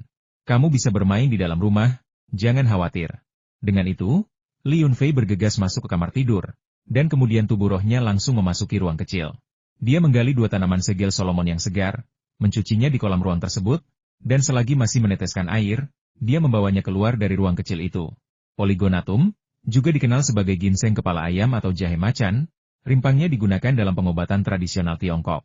Secara teori, seperti ginseng, khasiat obatnya meningkat seiring bertambahnya usia.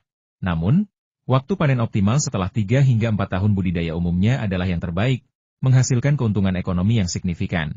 Pada tahap ini, Polygonatum yang dipanen hanya seukuran ujung jari, yang lebih besar menyerupai jahe, seperti cakar ayam, dan melengkung, bukan lurus. Namun, 2 keping segel Solomon yang dipetik Li Yunfei berukuran sebesar kepalan tangan, sangat gemuk, berwarna keemasan, dan kulitnya memancarkan kilau metalik, seolah-olah terbuat dari emas. Bahkan sedikit retakan pada kulitnya pun mengeluarkan aroma obat yang kuat. Mengesampingkan efek pengobatan konvensional dari Polygonatum, jumlah energi spiritual yang diserap dalam ruang sekecil itu sudah cukup untuk membuat para kultivator menjadi gila. Li Yunfei kembali ke gerbang utama, dan sebelum dia sempat berbicara, mata Zheng Xinya melebar, menatap tajam Polygonatum di tangannya. Dia berseru dengan suara gemetar, ini benar-benar Polygonatum berusia 100 tahun? Aroma obatnya begitu kuat. Mata Chu Yingtai berbinar, dan dia berseru, apakah Polygonatum ini masih segar? Energi spiritualnya sangat kuat, tidak lebih lemah dari ginseng berusia beberapa ratus tahun yang pernah saya konsumsi sebelumnya. Jika saya tahu Anda memiliki ramuan spiritual sebagus ini di rumah, mengapa saya buru-buru kembali ke Hong Kong? Kakak Li, saya akan membeli Polygonatum ini. Jangan menjualnya kepada orang yang tidak jelas siapa teman atau musuhnya. Saat Chu Yingtai berbicara, ia mencoba merebut Polygonatum dari tangan Li Yunfei. Zheng Xinyan, yang berada di dekatnya, panik ketika mendengar bahwa Chu Yingtai ingin mengambil Polygonatum miliknya. Ia meraih salah satu potongannya dan menggigitnya. Dengan bunyi renyah, seperti mengunyah jahe, mulutnya dipenuhi sari buah, harum dengan aroma obat, dan rasanya manis, bahkan lebih lezat daripada buah. Zheng Xinyan menggigitnya dan tak bisa berhenti. Ia mengunyah beberapa kali sebelum menelan. Seketika, kehangatan samar muncul dari perut bagian bawahnya yang dingin, menyebar ke seluruh anggota tubuh dan tulangnya tanpa perlu menggunakan energi spiritualnya. Pembuluh darah dan meridian yang rusak akibat reaksi balik energi vitalnya sedang pulih tanpa ia sadari. Sensasi geli saat luka-luka itu sembuh terasa menyenangkan sekaligus tidak nyaman, membuatnya mengerang. Rasanya seperti ribuan semut menggali ke dalam tulangnya, sensasi yang tak bisa digambarkan dengan kata-kata. Obat yang luar biasa. Ini praktis obat mujarab. Zheng Xinyan menggigitnya, tetapi tidak tega memakan sisanya. Matanya berbinar saat ia menatap tajam potongan di tangan Chu Yingtai, sambil berkata, temanku, aku yang pertama kali membeli segel Solomon berusia seabad ini. Merebut makanan dari mulut harimau bukanlah aturan yang baik. Omong kosong. Itu hanya kesepakatan lisan. Kau belum membayar. Aku bisa membayar lebih dan membelinya dari Li Yunfei kapan saja. Sebaliknya, kau berani mengambilnya tanpa membayar. Aku ingin tahu apakah kau punya uang tunai untuk membayar? Chu Yingtai telah mengetahui nilai segel Solomon yang berusia seabad itu. Karena bisa dibeli dengan uang, mengapa dia membiarkannya begitu saja? Sebagai orang terkaya di Asia Tenggara, dia tidak kekurangan uang. Selama bisa dibeli dengan uang, dia sangat yakin bisa memenangkannya. Apakah aku, Zheng Xinyan, kekurangan uang? Jika aku kekurangan uang, apakah aku berani telah membeli seikat ramuan spiritual berusia seabad? Kakak Li, kau harus membelaku. Bukankah kita sudah sepakat bahwa aku yang membeli ramuan spiritual ini? Kau tidak boleh menjualnya kepada orang lain. Pada saat ini, Zheng Xinyan tidak menyadari dirinya sebagai tahanan dan memohon dengan memilukan seperti seorang teman lama. Berhenti bicara omong kosong dan cepat selesaikan Huang Jing yang kau pegang. Setelah kau sembuh, pasang susunan energi untukku. Aku belum pernah melihat kultivator spiritual memasang susunan energi sebelumnya. Mari kita perjelas, jika kau tidak bisa mengganggu Feng Shui dan energi di sebelah, aku tidak akan membiarkanmu lolos begitu saja. Li Yunfei tidak sabar lagi dengan Zheng Xinyan. Sebelumnya Zheng Xinyan selalu tersenyum hanya untuk memeras uang darinya dengan obat spiritual yang tidak diketahui nilainya. Sekarang Chu Si orang terkaya telah bergabung dalam kompetisi. Satu-satunya nilai Zheng Xinyan terletak pada pemasangan susunan energi, dan nadanya langsung berubah dingin. Zheng Xinyan akhirnya menyadari bahwa Li Yunfei bukanlah orang yang bisa dianggap remeh. Terlebih lagi, ia merasakan rasa takut terhadap keluarga ini. Siapa yang tahu berapa banyak ahli lain yang bersembunyi di balik bayangan? Atau tingkat keahlian apa yang dimiliki anggota keluarga lainnya? Pertama, ia bahkan belum mengetahui latar belakang Li Yunfei, dan ia juga tidak dapat membedakan apakah ia seorang kultivator bela diri atau kultivator spiritual. Jika darah dan kinya yang kuat menunjukkan seorang kultivator bela diri, ia merasakan spiritualitas yang kuat terpancar darinya. Jika ia seorang kultivator spiritual, Tubuhnya yang seperti binatang buas tampaknya mampu mencabik-cabik seekor harimau kapan saja, membuatnya berkali-kali lebih kuat daripada seorang Master Minjin biasa. Ini kesalahan saya. Karena Kakali bersikeras, saya pasti akan menurut. Namun, saya baru saja mengonsumsi segel Solomon yang berusia seabad, dan luka saya masih dalam proses penyembuhan. Jadi saya tidak dapat merapal mantra untuk saat ini. Tunggu 1 atau 2 jam lagi, dan saya akan memberi Anda penjelasan, meskipun itu mengorbankan nyawa saya. Zheng Xinyan dengan sabar dan jujur mengungkapkan kebenaran. Baiklah, untuk saat ini aku percaya padamu. Sebelum Li Yunfei selesai berbicara, istrinya, Yang Yunu, menjulurkan kepalanya dari halaman dan bertanya apa yang diinginkannya untuk makan siang.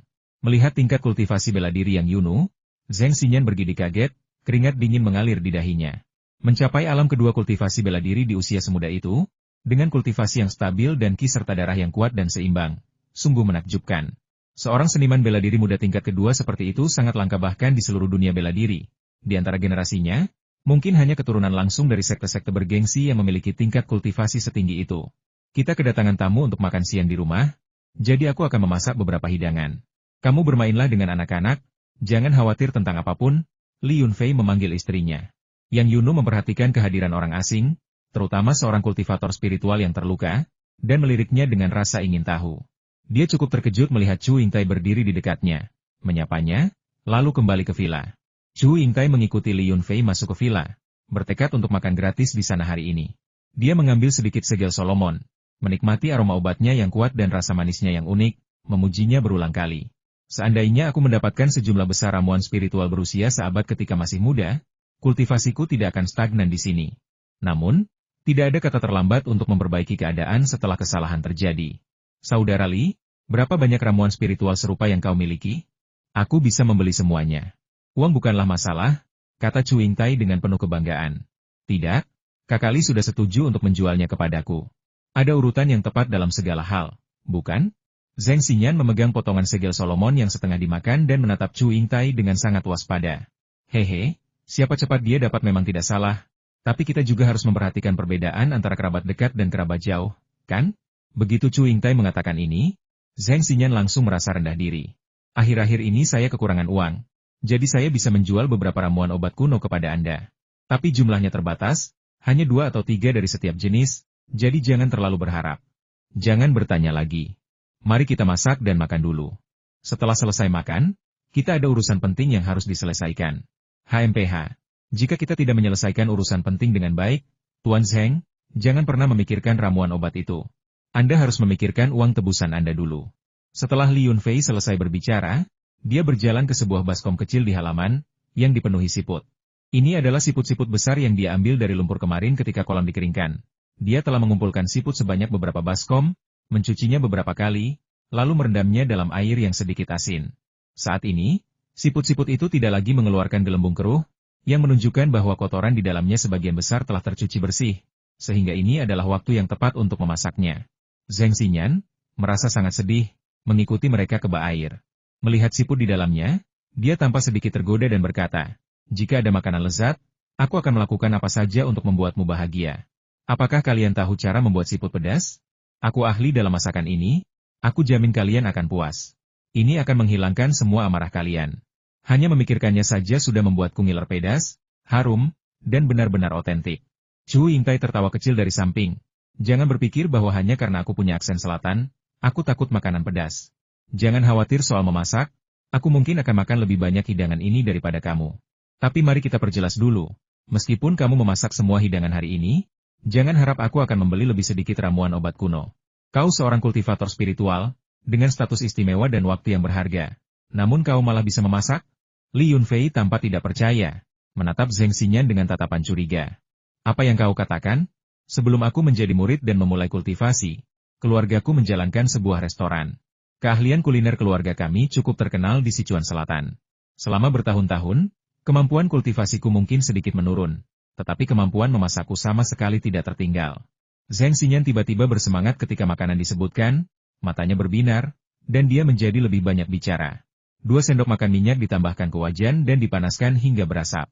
Cabai kering, lada Sichuan, bawang putih cincang, bunga lawang, dan pasta kacang fermentasi kemudian ditambahkan dan ditumis hingga harum.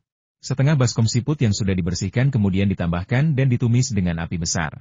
Tak lama kemudian, anggur Shaoxing ditambahkan untuk menghilangkan bau amis dan meningkatkan aroma. Karena daging siput dianggap bersifat dingin, menambahkan anggur Shaoxing membantu menghilangkan rasa dingin. Setelah siput mengeluarkan aroma harum, tambahkan air dan garam secukupnya hingga siput terendam. Didihkan dengan api besar, lalu kecilkan api hingga mendidih perlahan. Tak lama kemudian, aroma unik siput akan memenuhi ruangan. Chu Yingtai mengamati dari dapur, sebagian untuk mencegah Zheng Xinyan mengutak-atik makanan, dan sebagian lagi untuk melihat seberapa baik dia memasak. Li Yunfei, yang berada di ruang tamu bersama istrinya, segera tertarik dengan aromanya dan pergi ke dapur untuk melihat sekilas. Sembari siput direbus, tangan Zheng Xinyan terus sibuk menyiapkan hidangan khas Sichuan lainnya, ayam kung pao, tahu mapo, irisan daging sapi dan jeroan dalam saus cabai, daging babi cincang dengan saus bawang putih, ikan rebus, daging sapi cincang dalam minyak cabai, irisan mentimun pedas, acar sayuran dalam minyak merah, dan semangkuk sup asam pedas. Li Yunfei tidak menyaksikan langsung keahlian pria itu yang mengesankan selama pertunjukan, tetapi dia bisa tahu bahwa pria ini adalah koki berbakat sejak lahir. Keterampilan memasaknya bahkan tampak lebih baik daripada Li Xiao. Teknik leluhurnya luar biasa, sesuatu yang tidak mudah dikuasai oleh orang desa dalam beberapa tahun. Li Yunfei mengelus dagunya dan berpikir lama sebelum seringai jahat muncul di wajahnya. Saudara Li, siput pedasnya hampir matang. Saya ingin menambahkan sedikit bumbu rahasia keluarga kita. Mau kau coba? Aromanya harum, tapi tidak cocok untuk ibu hamil dan anak-anak. Zheng Xinyan menyelesaikan persiapan hidangan lainnya, lalu mengeluarkan kantong kain kasa putih seukuran kenari dari tas perlengkapannya. Sebelum Li Yunfei sempat berbicara, Chu Yingtai tertawa dan berkata, "Jangan sertakan hal-hal yang tidak penting, agar tidak terjadi kesalahpahaman.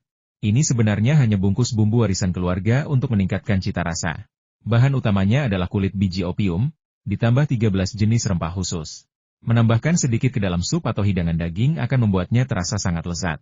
Selama ibu hamil dan anak-anak tidak memakannya, tidak masalah bagi kita orang dewasa untuk memakannya sedikit." Zheng Xinyan sangat kecewa melihat seseorang keberatan, dan dia menjelaskan sambil memegang bungkus bumbu di tangannya. Li Yunfei mengetahui tentang hal ini. Awalnya ini adalah sejenis obat tradisional Tiongkok, juga dikenal sebagai kulit biji popi, yang memiliki efek mengencangkan paru-paru, mengencangkan usus, dan meredakan nyeri. Sering digunakan untuk batuk kronis, diare kronis, prolaps rektum, dan sakit perut. Namun, beberapa restoran kecil juga menambahkan sedikit saat membuat sup untuk meningkatkan rasa. Kulit biji popi menghasilkan aroma khusus, dan konsumsi jangka panjang dapat menyebabkan kecanduan, tetapi dalam jumlah kecil tidak berbahaya bagi tubuh manusia. Hehe, sayangnya, ada ibu hamil dan anak-anak di sini, jadi jangan kita keluarkan mereka hari ini. Jika kalian ingin memakannya, kita bisa melanjutkan membuatnya sore ini. Ada bak air di luar. Li Yunfei tidak ingin mengambil risiko. Khawatir Zheng Xinyan mungkin telah mengubah bahan-bahannya. Kecewa, Zheng Xinyan hanya bisa berharap lain kali. Setelah siput pedas dimasak, hidangan lainnya dengan cepat disajikan. Aromanya yang menggugah selera memenuhi ruangan.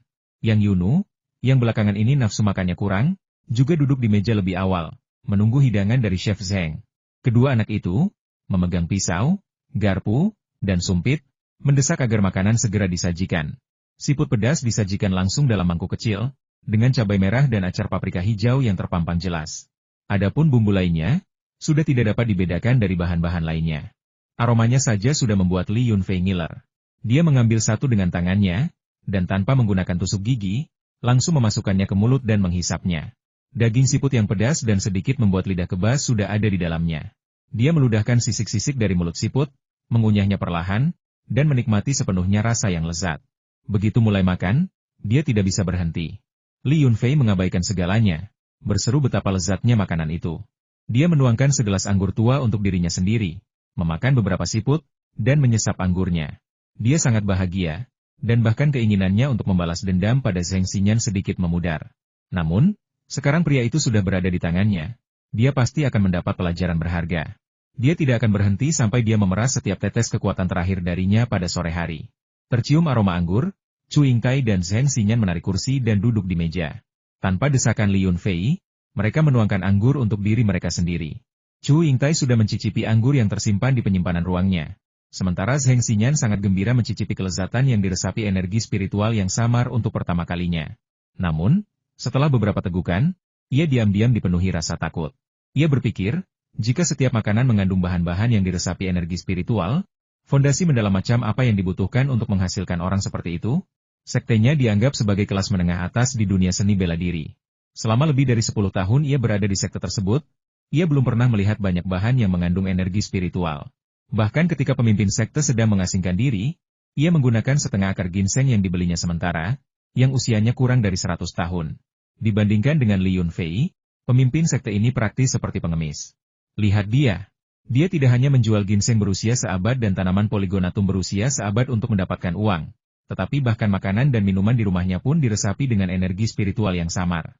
Lobak yang dia gunakan untuk memasak, kubis yang dia gunakan untuk acar semuanya mengandung energi spiritual yang halus. Jika kabar ini tersebar, bukankah kultivator spiritual lainnya akan ketakutan?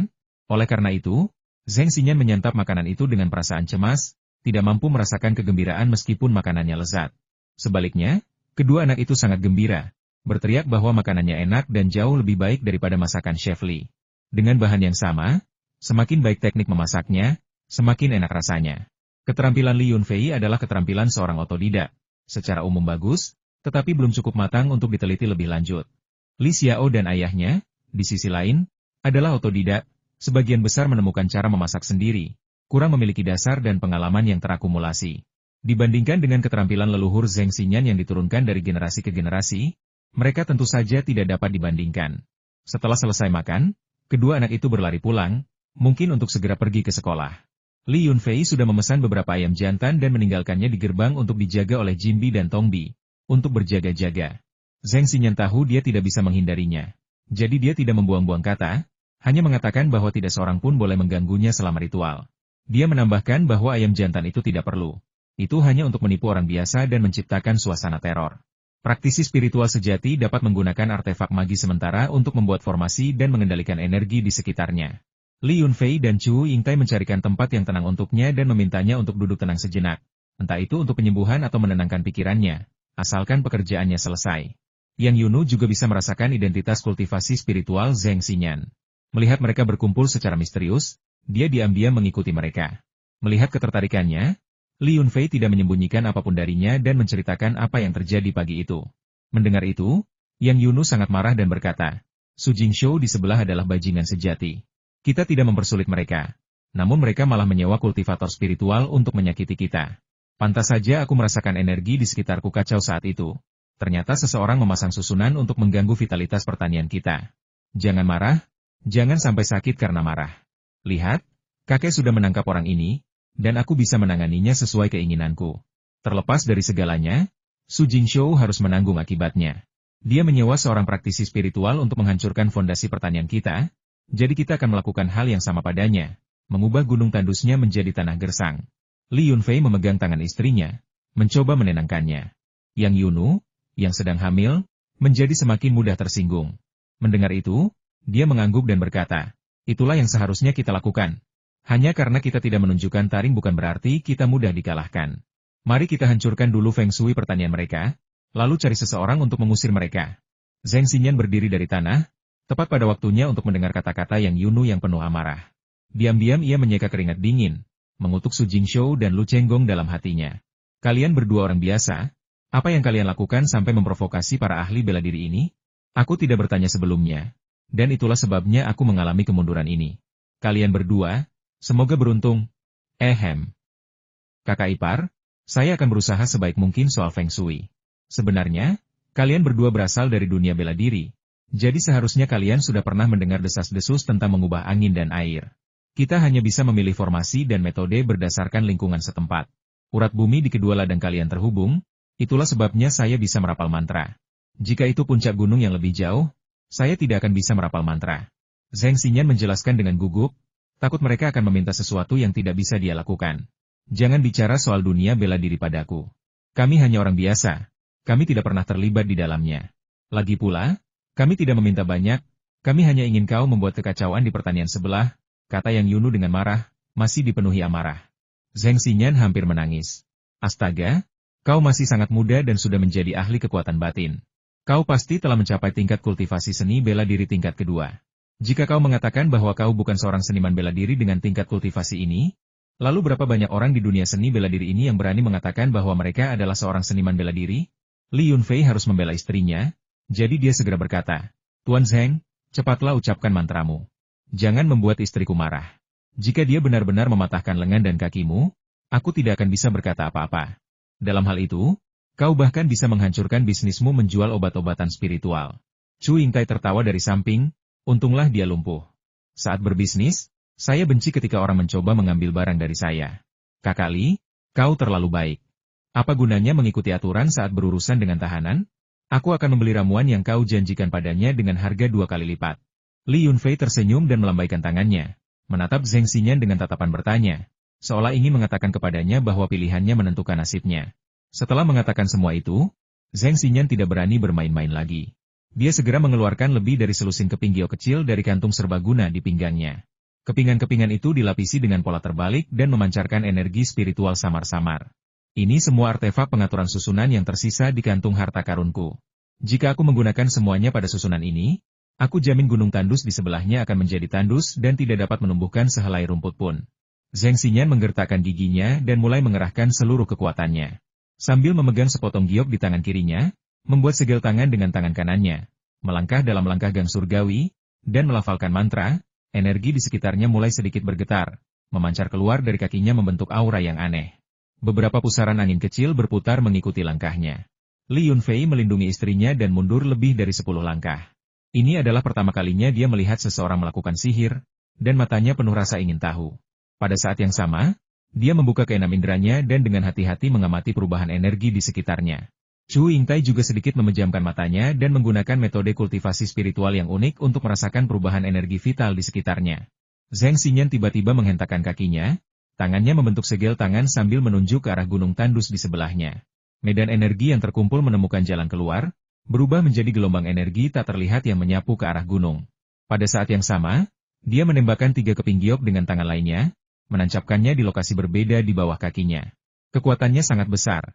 Keping giok itu langsung tenggelam ke dalam tanah dan bebatuan, mengeluarkan suara dengung yang aneh. Dalam sekejap, gelombang kejut menyelimuti gunung tandus di sekitarnya, disertai 2 suara gemuruh seperti guntur, menyebabkan kekacauan energi di sekitarnya. Zheng Xinyan kemudian melepaskan 5 keping giok lagi untuk menekan energi kacau yang disebabkan oleh perubahan Feng Shui yang dipaksakan.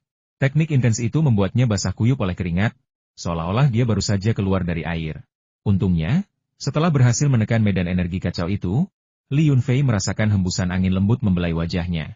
Energi spiritual dan vitalitas gunung tandus yang semakin menipis mengalir kembali ke ladangnya melalui saluran yang diciptakan oleh sihir Zheng Xinyan. Dengan 6 indera Li Yunfei, ia dapat merasakan perubahan halus dalam energi spiritual. Meskipun tidak banyak, itu cukup untuk membuat ladang di sekitarnya menjadi tandus.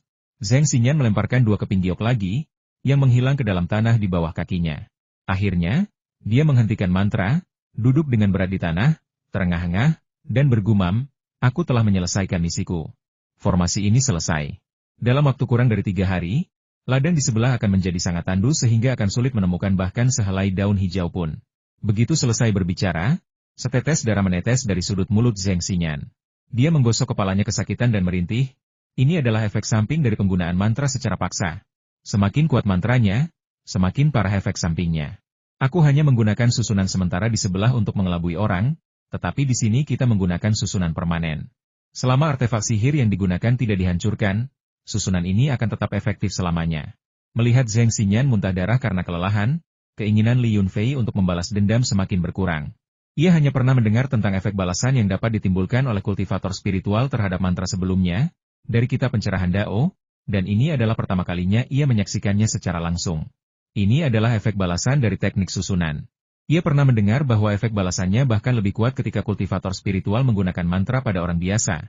Itulah sebabnya kultivator spiritual biasa tidak akan menyerang orang biasa tanpa alasan. Chu Yingtai mengamati dengan saksama, memperoleh beberapa wawasan. Dia bergumam sesuatu di bawah napasnya, lalu dengan puas mengelilingi Zheng Xinyan beberapa kali, dengan hati-hati memeriksa susunan yang telah dia buat. Dari luar, susunan itu hampir tidak terlihat, tanpa jejak yang dapat dikenali. Namun, setelah diperiksa lebih dekat dengan kekuatan spiritual, seseorang dapat dengan jelas mendeteksi fluktuasi abnormal pada medan magnet susunan tersebut. Energi spiritual dari ladang sebelah tidak sekuat ladang ini. Sekalipun kita mengambil semua energi spiritual dan vitalitas dari ladang sebelah, itu tidak akan banyak membantu ladang ini. Zheng Xinyan menjelaskan lagi, khawatir Li Yunfei salah paham. Li Yunfei menggelengkan kepalanya sedikit dan berkata, kau tidak mengerti. Sebenarnya, energi spiritual dan vitalitas kedua gunung ini tidak jauh berbeda. Hanya saja gunung di ladangku dibudidayakan dan dipupuk secara teratur, sehingga lebih subur. Selain itu, vegetasi di gunung itu rimbun, sehingga energi spiritual dan vitalitasnya tampak lebih melimpah. Tetapi yang kau curi hanyalah energi spiritual dan vitalitas gunung itu sendiri. Akibatnya, gunung tandus di sebelahnya tentu saja tidak akan bisa menumbuhkan apapun, sementara gunung kecilku akan menikmati energi spiritual dan vitalitas 2 kali lipat. Mendengar Li Yunfei mengatakan bahwa dia tidak memahami bidangnya sendiri tentu saja tidak dapat diterima oleh Zheng Xinyan. Tetapi setelah merenung lebih dalam, dia menyadari bahwa kata-kata Li Yunfei sangat masuk akal. Setelah bekerja di industri ini selama bertahun-tahun, dia masih kalah dengan pemuda yang tingkat kultivasinya tidak diketahui ini, dan dia langsung merasa kecewa. Namun, pikiran untuk segera dapat membeli beberapa ramuan spiritual untuk meningkatkan kultivasinya membangkitkan semangatnya kembali. Dia bangkit dari tanah dan mulai menggosok pelipisnya untuk meredakan rasa sakit. Para praktisi seni bela diri mengumpulkan energi internal mereka di Dantian, sementara praktisi spiritual mengumpulkan energi spiritual mereka di Istana Niwan. Istana Niwan ini terletak di tengah kepala manusia, salah satu dari 9 istana. Jika seorang praktisi spiritual mengalami serangan balik, kepala mereka akan sakit, dan jika meridian mereka rusak, seluruh tubuh mereka akan sakit. Li Yunfei melirik Zheng Xinyan yang sedang melakukan gerakan berlebihan, dan berkata dengan tenang, "Makanlah segel Solomon berusia seabad di sakumu untuk menyembuhkan lukamu. Setelah kau mentransfer uang ke rekeningku, aku akan memberimu sisa ramuan itu. Namun, kau tidak boleh pergi selama beberapa hari ke depan. Aku perlu melihat efeknya sebelum kita membicarakan hal lain. Jangan khawatir soal makanan dan penginapan, aku akan mengaturnya. Tapi kau tidak bisa hanya duduk diam. Adikku memiliki seorang koki muda di restorannya yang cukup cepat belajar. Kuharap kau bisa mengajarinya beberapa keterampilan khusus. Di masa depan, ketika kau datang mengunjungi desa keluarga Li kami, mintalah dia untuk melayani kami makananmu. Itu mudah, itu mudah." Zheng Xinyan sudah merasakan kekuatan kultivasi spiritual dan tidak terlalu peduli dengan kemampuan memasaknya. Jika dia bisa menggunakan kemampuan memasaknya untuk lebih dekat dengan Li Yunfei, dia tidak perlu khawatir tentang sumber ramuan spiritual di masa depan. Chu Yingtai memanfaatkan kesempatan itu untuk tertawa dan berkata, "Saudara Li, saya akan meminta asisten saya untuk segera mentransfer uang ke rekening Anda. Anda perlu menyiapkan ramuan saya terlebih dahulu. Guru Li mengatakan bahwa fondasi kultivasi saya tidak stabil, dan kultivasi saya sebagian besar dibangun dengan ramuan. Selain itu, ramuan tersebut tidak murni dan cenderung menimbulkan masalah. Jika saya tidak memanfaatkan kesempatan ini untuk menyelesaikan masalah sebelumnya ketika saya pertama kali memasuki alam kedua, akan sulit untuk membuat kemajuan lebih lanjut. Jadi, saya sangat membutuhkan ramuan ini." Li Yunfei mengangguk, memahami dilema Chu Yingtai. Karena tingkat kultivasi ini dibangun dengan obat-obatan, kultivasi di masa depan tidak akan terlepas dari obat spiritual. Hanya mengandalkan kerja keras, akan sulit untuk membuat kemajuan lebih lanjut. Pada saat itu, dia melihat 2 orang berdiri di puncak bukit pertanian tetangga, menatap kelompoknya dengan ekspresi rumit. Tanpa ragu, itu adalah Su Jingshou dan Lu Chenggong. Kedua orang itu, setelah gagal dalam upaya mereka untuk mencelakai orang lain, sekarang diancam oleh Li Yunfei dan ketakutan. Melaporkan hal ini ke polisi tidak akan ada gunanya, karena polisi tidak percaya pada hal-hal tahayul seperti ini. Lagi pula, Li Yunfei tidak melakukan apapun kepada mereka. Dia hanya menderita luka ringan karena terkena batu. Bahkan dengan bukti, mereka tidak bisa berbuat apa-apa kepada Li Yunfei. Namun, setelah menyaksikan kemampuan ajaib Zheng Xinyan, pikiran tentang Li Yunfei menggunakan metode yang sama pada mereka membuat mereka ketakutan. Mereka melewatkan makan siang dan menunggu di puncak gunung, ingin sekali melihat metode apa yang akan digunakan Li Yunfei untuk menghadapi mereka. Mereka berdua hanyalah orang biasa dan sama sekali tidak dapat merasakan perubahan energi spasial. Melihat Zheng Xinyan tidak membakar dupa, uang kertas, atau melakukan ritual apapun, mereka dipenuhi kebingungan. Namun, setelah Zheng Xinyan menunjuk secara acak selama beberapa saat, dia duduk di tanah, tampak sangat lucu, sama sekali tanpa keseriusan dan misteri yang dimilikinya saat melakukan ritual. Su Jingshou dan Lu Chenggong berpikir dengan secercah harapan bahwa mungkin Zheng Xinyan sentimental dan tidak ingin diancam oleh Li Yunfei. Jadi dia hanya melakukan beberapa gerakan dan tidak membuat formasi apapun untuk menghadapi pertanian mereka. Syukurlah, Li Yunfei pergi bersama Guru Zheng. Mungkinkah ritualnya gagal? Sayang sekali, ladang kita sudah sangat tandus. Jika Guru Zheng melakukan ritual itu, ladang kita akan menjadi tidak berguna. Tuan Lu, saya harap guru yang Anda undang akan menepati janjinya dan tidak berbalik dan mencelakai kita, kata Su Jingshou dengan cemas. Lu Chenggong mencibir dengan sedikit arogan, "Kau takut pada Li Yunfei? Jika aku tahu kau pengecut seperti itu, aku tidak akan membantumu bahkan demi pacarmu Qinyao. Jangan lupa, aku sudah membayar jasa Guru Zheng. HMPH, ini bukan soal pengecut atau tidak. Keluargaku sedang mengalami masa-masa sulit, dan semua asetku terikat di pertanian ini. Aku telah menginvestasikan sejumlah besar uang ke dalamnya. Dan sebelum aku bahkan mendapatkan kembali biayaku, aku sudah berjuang mati-matian melawan para preman desa. Bagaimana aku bisa mengelola pertanian ini sekarang? Kata Su Jingshou, menahan amarahnya dan dipenuhi penyesalan serta kebencian. Ini bukan salahku. Jika pacarmu, Qin Yao, tidak memohon padaku, aku tidak akan peduli dengan hidup kalian. Baiklah, karena Guru Zheng telah melakukan ritualnya dengan tekun dan tidak membahayakan kami, aku harus pergi sekarang. Dalam beberapa hari, setelah aku menemukan tanaman komersial baru, aku akan kembali ke pertanian kalian untuk membahas kerjasama. Dengan itu, Lu Chenggong berbalik dan menuruni gunung, mengabaikan tatapan penuh kebencian dari pria di belakangnya. Dasar perempuan jalang itu, melihat keluargaku sedang mengalami kesulitan, dia malah mulai menggoda orang lagi. Dia bahkan tidak ingin aku mengelola pertanian ini dengan baik lagi. Meskipun keluargaku sedang tidak baik-baik saja sekarang, paman, kakek nenek, dan kerabatku yang lain masih memiliki pengaruh. Jika kau terlalu memprovokasiku, aku akan membuatmu menyesal, kata Su Jingshou dengan getir. Angin aneh menerpa gunung, membuat Su Jingshou merinding. Ia menggigil dan buru-buru turun gunung. Ia tidak bisa tinggal di pertanian ini lebih lama lagi. Siapa yang tahu kapan Li Yunfei akan datang untuk membalas dendam? Jika Li Yunfei menyuruh penduduk desa untuk memukulinya, mengingat kekuatan Li Yunfei saat ini, mungkin tidak akan ada yang bisa membantunya membalas dendam. Li Yunfei menyiapkan kamar tamu untuk Zheng Xinyan agar dia bisa beristirahat dan memulihkan diri.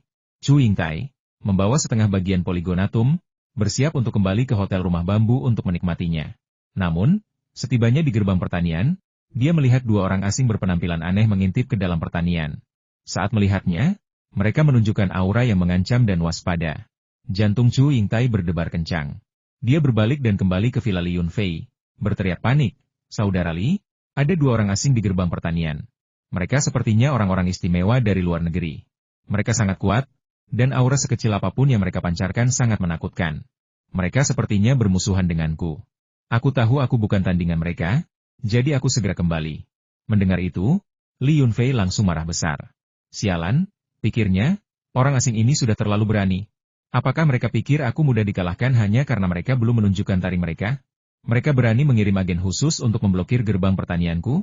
Bukankah hilangnya orang-orang itu terakhir kali sudah membuat mereka sadar? Oh, orang-orang luar biasa dari luar negeri? Maksudmu kultivator dari luar negeri? Aku belum pernah melihat mereka sebelumnya. Aku akan keluar dan melihat-lihat. Li Yunfei berpura-pura belum pernah bertemu orang-orang luar biasa sebelumnya, menunjukkan rasa ingin tahu tetapi tidak menunjukkan kemarahannya. Mereka bermusuhan, kita mungkin bukan tandingan mereka. Haruskah kita memanggil kakekmu? Chu Yingtai sangat mengagumi Li Chunqiu, tetapi dia kurang percaya pada orang lain, bahkan Sandaki, yang berada di puncak alam kedua. Tidak perlu. Orang asing ini tidak mungkin menimbulkan masalah di desa keluarga Li kita, kata Li Yunfei, sambil berjalan keluar dari gerbang villa dan melihat ke arah gerbang pertanian. Dia tidak melihat orang asing, jadi sepertinya mereka sudah pergi. Chu Yingtai juga merasa lega. Sebagai orang terkaya di Asia Tenggara, ia memiliki status khusus dan sangat memperhatikan keselamatan. Jika ia tidak ingin mencari kesempatan kultivasi di desa keluarga Li, ia tidak akan pernah menderita di sini. Li Yunfei mengantar Chu Yingtai ke pusat perikanan, yang hanya berjarak beberapa puluh meter dari klinik kakeknya. Dia memperhatikan Chu Yingtai memasuki klinik sebelum berbalik. Di lokasi pembangunan jembatan di penyeberangan feri, ada beberapa orang Tionghoa, tetapi mereka berada di sana sebagai pengawas. Ada sebuah gubuk sementara di lokasi tersebut tempat sebagian besar orang asing tinggal, termasuk penanggung jawabnya, Dennis. Li Yunfei berhenti di tempatnya, sebuah pikiran terlintas di benaknya. Dia melepaskan rohnya, yang seketika terbang ke gudang kerja yang berjarak puluhan meter, dengan hati-hati mencari orang asing dengan kemampuan khusus. Ini adalah batas jarak terbang rohnya. Jika lebih jauh lagi, roh itu akan menghilang.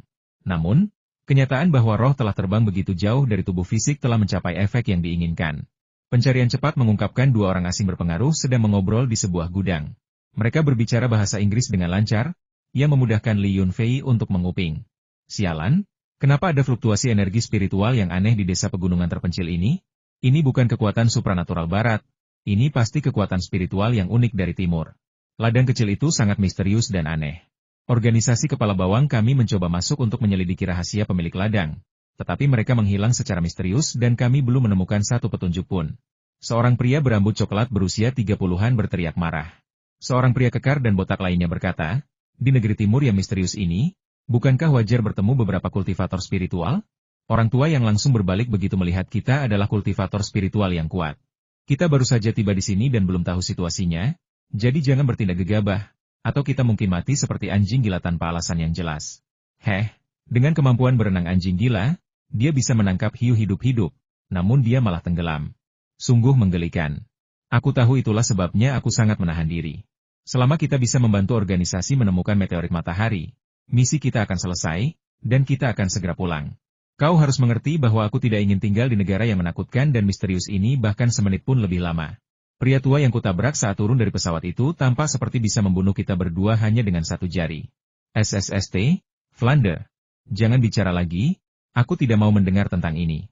Ayo kita pergi ke pegunungan besok, karena saat aku pergi ke restoran siang tadi, aku tanpa sengaja bertemu dengan seorang lelaki tua lagi, dan lelaki tua itu tampak lebih menakutkan. Seandainya aku tahu negeri ini begitu menakutkan, aku tidak akan pernah menerima pekerjaan ini.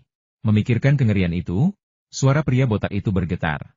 Li Yunfei tanpa sengaja mendengar percakapan antara kedua kultivator asing itu dan diam-diam merasa senang. Meskipun dia tidak mengetahui detail sistem kultivasi mereka, kenyataan bahwa seorang master dari negaranya sendiri dapat membuat mereka begitu takut membuat harga dirinya sedikit bergetar.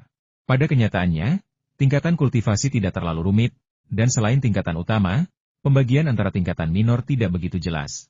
Baik itu kultivasi seni bela diri atau kultivasi spiritual, ada 3 tingkatan utama, yang jika kita bandingkan dengan tingkat keahlian pekerja, kira-kira setara dengan teknisi tingkat pemula, menengah, dan mahir. Adapun para master legendaris tingkat atas, mereka seperti insinyur. Oleh karena itu, dunia memiliki banyak pekerja terampil biasa, sementara insinyur relatif sedikit. Fakta bahwa kedua orang asing ini bertemu dengan 2 ahli top secara berurutan hanya dapat berarti mereka sangat beruntung, atau sangat tidak beruntung. Li Yunfei telah menyaksikan kekuatan kakeknya ketika ia pertama kali memasuki alam ketiga. Aura putus asa itu terasa menakutkan, seolah langit akan runtuh dan bumi akan terbelah. Saat itu, kakeknya baru saja memasuki alam ketiga. Tetapi sekarang, berkat air mata air spasial, alamnya telah stabil. Setiap ranah memiliki kekuatan dan kelemahannya masing-masing. Dan kakek Li Chunqiu saat ini sedang maju ke tingkat yang lebih tinggi. Namun, dunia seni bela diri, yang membentang selama ribuan tahun, hanya terbagi menjadi 3 ranah utama. Bahkan tingkat yang lebih tinggi hanya berupa penerapan, dan kemajuan dicapai melalui coba-coba, tanpa manual atau panduan terkait apapun. Masih belum diketahui apakah sekte-sekte besar dengan sejarah ribuan tahun itu memiliki buku rahasia di luar alam ketiga. Namun, bahkan jika mereka memilikinya, itu bukanlah sesuatu yang dapat diperoleh oleh para kultivator independen ini. Lagi pula, bahkan murid Wudang yang terlantar, Guru Lingsu, harus mencari tahu sendiri sebelum ia dapat bertransformasi dari seni bela diri ke kultivasi spiritual. Perjalanannya di jalan kultivasi spiritual penuh dengan bahaya dan sangat sulit. Li Yunfei menguping sebentar. Tetapi karena merasa tidak mendengar sesuatu yang penting, ia kehilangan minat. Selama kedua orang asing ini tidak mengincarnya, tidak ada yang perlu dikhawatirkan. Target sebenarnya para warga asing ini adalah meteorit surya di pegunungan. Pembangunan jembatan hanyalah dalih, dan pengembangan pariwisata hanya untuk kenyamanan semata. Mereka belum benar-benar berinvestasi. Ketika mereka mulai membangun tangga pendakian gunung dan kereta gantung melintasi gunung, itulah pembangunan mereka yang sebenarnya. Dengan pengaruh asosiasi kepala bawang, mengendalikan beberapa anak perusahaan untuk melakukan investasi sangatlah mudah. Mereka telah sering melakukan ini sebelumnya, mengatur berbagai skema investasi serupa untuk sumber daya yang langka. Mengingat kebijakan preferensial yang ditawarkan oleh pemerintah kabupaten dan kota, ini adalah cara yang pasti untuk menghasilkan uang. Saat malam tiba, Zheng Xinyan keluar dari kamar tamunya, tampak jauh lebih baik daripada siang harinya, tidak lagi terlihat setengah mati. Dia telah menyelesaikan sepotong stempel Solomon yang berusia seabad. Dan dilihat dari kegembiraan di matanya, dia pasti telah mendapatkan sesuatu dari itu. Hei, Tuan Zheng sudah keluar. Bagaimana kabarmu? Apakah lukamu sudah sembuh? Li Yunfei sedang menonton TV bersama istrinya di ruang tamu ketika dia melihat Tuan Zheng keluar dan menyapanya dengan senyuman.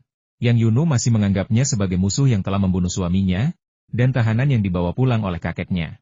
Dia masih tidak memperlakukannya dengan baik. Namun, dia berhati baik dan tidak akan mengatakan sesuatu yang terlalu sarkastik. Keheningannya adalah bentuk pembalasan terbesarnya. Aku tidak akan berani menerima itu, Kakak Li. Jika kau tidak keberatan, panggil saja aku Kakak Zheng. Lukaku tidak akan sembuh secepat itu. Bahkan jika semuanya berjalan lancar, akan memakan waktu 3 atau 4 hari. Hehe, kita menjadi teman melalui pertarungan ini. Aku benar-benar telah melihat banyak hal sejak aku datang ke sini, Kakak Li. Jika aku tahu keluargamu semuanya ahli dengan pengetahuan yang begitu mendalam, aku tidak akan pernah berani menggunakan sihirku padamu bahkan jika kau memukulku sampai mati, kata Zheng Xinyan dengan rasa takut yang masih tersisa. Jika itu orang biasa, bukankah kau sudah menghancurkannya? Yang Yunu tak kuasa menahan amarahnya. Mengetahui istrinya akhir-akhir ini mudah marah karena kehamilannya, Li Yunfei tersenyum dan meredakan suasana. Berkata, itu semua sudah berlalu, jangan dibicarakan lagi. Kakak Zheng bukan hanya ahli kultivasi spiritual, tetapi juga ahli memasak. Hari ini, Koki sedang sibuk bekerja dan tidak bisa datang. Jadi aku akan belajar beberapa trik dari kakak Zheng dulu. Bahan-bahan di dapur sudah siap, tinggal menunggu kakak Zheng untuk mencobanya. Lihat apa yang kau katakan, merupakan berkah bagiku memiliki kemampuan memasakmu, kakak. Ayo, aku sedikit lapar, inilah saatnya memasak dengan sebaik-baiknya. Zheng Xinyan tidak berani bersikap angkuh di depan Li Yunfei dan istrinya, dan bersikap sangat sopan. Li Yunfei mengikuti Zheng Xinyan ke dapur, mengamatinya memasak dan mendengarkan penjelasannya tentang rahasia masakannya. Sambil menunggu makanan mendidih, mereka mengobrol tentang hal-hal di dunia bela diri. Terlepas dari tingkat kultivasinya, Zheng Xinyan pada akhirnya adalah seorang murid dari sekte seni bela diri. Ia telah dikenal di Yunnan dan Sichuan Selatan, mengetahui banyak hal tentang dunia seni bela diri dan aturannya, dan dianggap sebagai seseorang yang telah memasuki dunia seni bela diri dan mencari nafkah darinya. Apakah sekte Mingtang kalian hanya mempertimbangkan Feng Shui? Apakah semua teknik kultivasi dan mantra kalian didasarkan pada Feng Shui? Tanya Li Yunfei dengan santai. Mingtang adalah istilah dalam Feng Shui, yang merujuk pada tempat di mana pegunungan mengelilingi tempat pemakaman, air bertemu, dan energi vital berkumpul. Menurut guru saya, sekte kami terampil dalam formasi dan kemampuan menyerang kami tidak lemah. Sayangnya, di era khusus itu, garis keturunan terputus, dan teknik yang kami praktikkan sekarang kurang dari 1% dari apa yang dipraktikkan leluhur kami. Jika bukan karena alasan ini, kekuatan tempur saya tidak akan seburuk ini. Klasifikasi Feng Shui sebenarnya cukup banyak. Dari segi pemilihan lokasi, dibagi menjadi tempat tinggal Yin dan tempat tinggal Yang. Tempat tinggal Yin adalah makam orang mati, sedangkan tempat tinggal Yang adalah kediaman orang hidup. Saudara Li, Anda pasti telah meminta seorang ahli untuk memeriksa villa ini. Lokasi ini adalah contoh tipikal tata letak aula terang. Untuk menjelaskan aula terang secara detail, berdasarkan lokasinya, dapat dibagi menjadi aula terang kecil, aula terang sedang, dan aula terang besar. Berdasarkan topografinya, dapat dibagi menjadi aula terang dalam dan aula terang luar. Setiap lokasi yang membawa keberuntungan harus memiliki aula terang dalam dan luar. Aula terang dalam mengacu pada halaman Anda, dan aula terang luar mengacu pada topografi di luar halaman. Agar aula terang dapat mengumpulkan dan menyimpan energi keberuntungan, aula tersebut harus dikelilingi oleh air. Ketika topik pembicaraan beralih ke bidang profesionalnya, Zheng Xinyan langsung menjadi bersemangat, berbicara dengan lancar dan ingin memamerkan semua keahliannya. Mungkin itu kebiasaan profesional, tetapi jika dia bisa meyakinkan pelanggan, mereka akan menghabiskan banyak uang. Sebenarnya, Li Yunfei tidak berkonsultasi dengan ahli Feng Shui profesional ketika membangun villa tersebut. Arsitek yang ia pekerjakan kebetulan mengetahui beberapa prinsip Feng Shui, dan dengan menggabungkan konsep desain modern serta memadukannya secara cerdas, secara mengejutkan tercipta tata letak Feng Shui yang menguntungkan. Secara khusus, ketika Li Yunfei menghubungkan 9 kolam dengan membuka saluran air, ia hanya membangun jaring di persimpangan aslinya, tanpa sengaja menciptakan tempat yang dikelilingi air di semua sisi, tempat yang secara efektif mengumpulkan kekayaan. Li Yunfei mendengarkan dengan penuh perhatian, tak pernah menyangka bahwa bangunan biasa seperti itu bisa menyimpan begitu banyak pengetahuan. Zheng Xinyan menjelaskan teknik Feng Shui eksternal ini secara rinci, tetapi ketika membahas teknik dan formasi spesifik, ia sangat hemat kata, tidak mengungkapkan apapun kepada orang luar. Li Yunfei tidak terlalu tertarik dengan teknik kultivasi orang lain. Dia baru saja sepenuhnya memahami manual kultivasi ganda seni bela diri dan sihir yang ditinggalkan oleh Taoist Ling Su. Dia menghabiskan sebagian besar waktunya berkultivasi dengan tubuh spiritualnya di ruang kecil, sementara tubuh fisiknya agak malas dan tidak banyak berkultivasi. Oleh karena itu, meskipun kekuatan jiwanya semakin kuat, tingkat kultivasi tubuh fisiknya tetap sangat rendah. Dia belum mengumpulkan banyak energi vital di istana Niwannya, sehingga sulit bahkan bagi para ahli kultivasi spiritual untuk mengetahui tingkat kultivasi Li Yunfei yang sebenarnya. Karena ruang geraknya terbatas, jalur kultivasinya berbeda dari yang lain. Kultivator spiritual mana yang dapat memisahkan jiwa dari tubuhnya tanpa banyak kultivasi? Hanya para ahli di puncak alam kedua atau ahli di alam ketiga yang memiliki kemampuan ini. Tak lama kemudian, Zheng Xinyan telah menyiapkan makan malam. Hidangan utamanya adalah irisan daging sapi rebus dan sup ikan lele pedas, ditambah 1 porsi sup belut. Ada juga 3 hidangan sayuran dan 2 hidangan dingin, sehingga totalnya 8 hidangan, yang merupakan porsi yang cukup besar, memadai untuk ketiga kultivator tersebut. Karena semua orang telah menyelesaikan hubungan permusuhan mereka, Li Yunfei tidak lagi pelit dan mengeluarkan sebotol anggur yang telah disimpan di ruang angkasa selama 10 tahun. Dengan menghitung selisih waktu dan menambahkan waktu penyimpanan aslinya, sebotol anggur ini bahkan berusia lebih dari 15 tahun, dan aromanya bahkan lebih kuat. Terlepas dari aromanya, Zheng Xinyan hanya tahu bahwa energi spiritual dari sebotol anggur ini lebih kuat daripada botol yang ada di siang hari. Dan dia sangat berterima kasih, mengucapkan banyak kata-kata sopan. Keesokan harinya, tepat setelah sarapan, Chef Li tiba, membawa 2 botol anggur dan 2 potong daging. Mengaku itu adalah hadiah karena menjadi murid magang. Daging itu jelas berasal dari King Heju, tak diragukan lagi dimasak oleh saudara perempuannya. Li Yunfei terkekeh dalam hati. Hadiah magang apa? Itu hanya pura-pura. Lagi pula, dia mempelajari keahlian itu, dan pada akhirnya King Heju akan mendapat manfaat.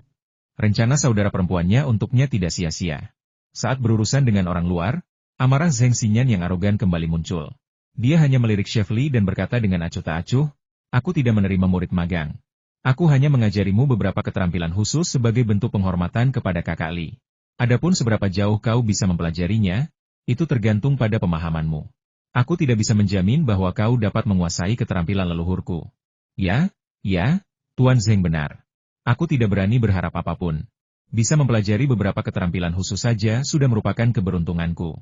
Chef Li memasang sikap yang sangat rendah hati.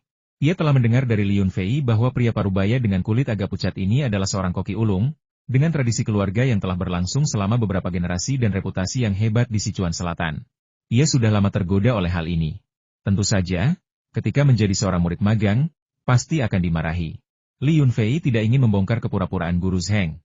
Bahkan kelinci pun akan menggigit jika diprovokasi terlalu jauh. Selama dia mau mengajar dengan tekun, wajar jika dia memarahi murid-muridnya beberapa kali. Jika dia tidak mau mengajar dengan tekun, ada banyak cara untuk menghadapinya. Mereka pergi ke dapur, tetapi Li Yunfei terlalu malas untuk masuk dan melihat. Hari ini, dia melepaskan kedua Girfalcon itu agar mereka terbiasa dengan langit biru yang sebenarnya. Mereka takut meskipun penuh dengan energi spiritual, mereka akan lupa cara terbang jika tinggal di ruang kecil sepanjang hari. Burung Girfalcon itu tidak terbang sia-sia. Tak lama kemudian, ia telah menjatuhkan 7 atau 8 kelinci, 4 atau 5 burung pegar, seekor merpati malang, dan 2 burung dara yang tampaknya muncul entah dari mana ke halaman. Jika buruan yang dijatuhkannya masih bisa melawan, koin emas dan tembaga akan menerkamnya dan dengan cepat menghabisinya. Duet elang dan anjing pemburu praktis adalah pembunuh hewan buruan liar. Seolah tahu akan ada jamuan makan yang enak hari ini, Zhang Baoliang, kepala kantor polisi yang baru diangkat, membawa orang kepercayaannya yang baru direkrut, Li Yunchong, dan membawa hadiah untuk berkunjung. Kepala kantor polisi yang baru dilantik datang berkunjung, dan Li Yunfei akhirnya merasa sedikit seperti orang yang suka menindas. Namun, dia tersenyum sopan dan berkata, "Kepala Zhang, suatu kehormatan bagi saya Anda berada di sini. Maaf karena tidak menyambut Anda dengan baik. Datou, kau tidak ramah. Mengapa kau tidak menelepon terlebih dahulu untuk memberitahu saya tentang hal sepenting ini? Begitulah. Saya sekarang pegawai pemerintah, di sini bersama atasan saya untuk urusan bisnis. Bisakah Anda memanggil saya dengan nama lengkap saya?" "Memanggil saya, Kepala Besar, sepanjang waktu sungguh tidak pantas," kata Li Yunchong dengan canggung. Ketika Li Yunfei mendengar temannya mengatakan bahwa dia adalah seorang pejabat pemerintah dan bahwa dia harus berhati-hati dengan ucapan dan tindakannya, dia menampar dahi temannya, hampir membuat topinya terlepas. "Kau pikir kau tahu siapa dirimu setelah hanya 2 hari di kantor polisi? Ulangi lagi dan aku akan memukulmu sampai mati." Setelah Li Yunfei selesai berbicara, melihat kepala Zhang tampak sedikit malu, dia cepat-cepat tertawa dan berkata, "Astaga, lihat mulutku, aku baru saja keceplosan. Aku sedang membicarakan anak ini, bukan kau, aku benar-benar minta maaf." "Haha, kau bisa bercanda dengan teman masa kecilmu, bahkan mengumpat, aku tidak akan tersinggung. Kita semua sudah berusia 30-an atau 40-an, kita tidak sedramatis itu." Sambil berbicara, sutradara Zhang mengikuti Li Yunfei ke ruang tamu. Yang Yuno menyambut mereka dan memberi mereka ruang tamu, lalu pergi keluar untuk berjemur dan melepaskan kuda liar, Bai Jiahei dan Bai Jiahei, untuk berjalan-jalan. Dia kembali tak lama kemudian dengan cemberut, dan ketika dia menyadari Li Yunfei memperhatikannya, dia menjelaskan, "Tadi cerah sekali, lalu tiba-tiba hujan turun dalam sekejap mata. Hujan sering turun sekitar waktu festival Qingming. Saya tidak berada di rumah saat Qingming tahun ini, jadi saya tidak tahu apakah hujan atau tidak. Tapi saya mendengar dari orang lain bahwa tidak hujan, jadi saya rasa hujan ini adalah pengganti hujan yang turun selama Qingming." "Haha, ini cara untuk membuat tamu tetap di sini. Karena tahu ada koki handal di sini hari ini, dan beberapa buruan liar baru saja diburu dari pegunungan, mereka ingin membuat tamu terhormat mereka tetap di sini," canda Li Yunfei. Kunjungan Direktur Zhang sebagian disebabkan oleh kebaikan yang ditunjukkan oleh Wakil Direktur Liu Xiangqian, dan sebagian lagi karena posisi khusus Li Yunfei di kota Qinglong. Karena Direktur menunjukkan niat baik, tidak perlu baginya untuk menolaknya. Jabatan kepala kantor polisi kota mungkin tidak tampak seperti jabatan resmi berpangkat tinggi, tetapi jabatan ini sangat penting, bahkan terkadang lebih penting daripada wakil wali kota. Ketika menangani sengketa sipil, orang hanya mengakui jabatan resmi ini, dan tidak ada orang lain yang benar-benar dapat mengendalikan situasi. Direktur Zhang merasa sangat berterima kasih atas kebaikan Li Yunfei. Sebelum datang, ia telah berkali-kali mendengar dari rekan-rekannya tentang kesombongan dan sifat otoriter Li Yunfei, kecenderungannya untuk memukuli dan memaki orang, dan bagaimana ia bahkan melukai Liu Baoquan, seorang kerabat muda dari mantan direktur desa. Tanpa diduga, setelah tiba, ia diperlakukan dengan sopan dan sangat ramah, sama seperti ketika berurusan dengan mantan direktur, Liu Xiangqian. Sebelum pukul 11, Zheng Xinyan dan Chef Zheng telah menyiapkan lebih dari 10 hidangan dan nasi putih di rumah, siap untuk disantap. Li Yunfei memutuskan untuk memulai makan lebih awal dan memanggil kepala desa Li Tianlai dan kakek keempatnya, Li Chunyi, untuk bergabung dengan mereka. Ketika kepala desa Li Tianlai pertama kali melihat Zheng Xinyan, ia merasa bahwa pria itu cukup sombong dan mengabaikan orang lain, hanya bersulang dan tertawa bersama Li Yunfei dan istrinya. Tampaknya satu-satunya orang di meja makan yang diperhatikannya adalah Li Yunfei dan istrinya. Li Yunfei terlalu malas untuk menjelaskan, dan semua orang melanjutkan urusan masing-masing. Setelah minum beberapa gelas, mereka mulai mengobrol lebih banyak. Li Chunyi, yang keras kepala dan tidak menyukai karakter Zheng Xinyan, tiba-tiba berkata, "Apakah ini ahli Feng Shui yang disewa oleh pemilik pertanian di sebelah? Kudengar di desa dia disewa oleh bajingan dari kota itu untuk mencelakai orang. Fua, kenapa kau membawanya pulang?"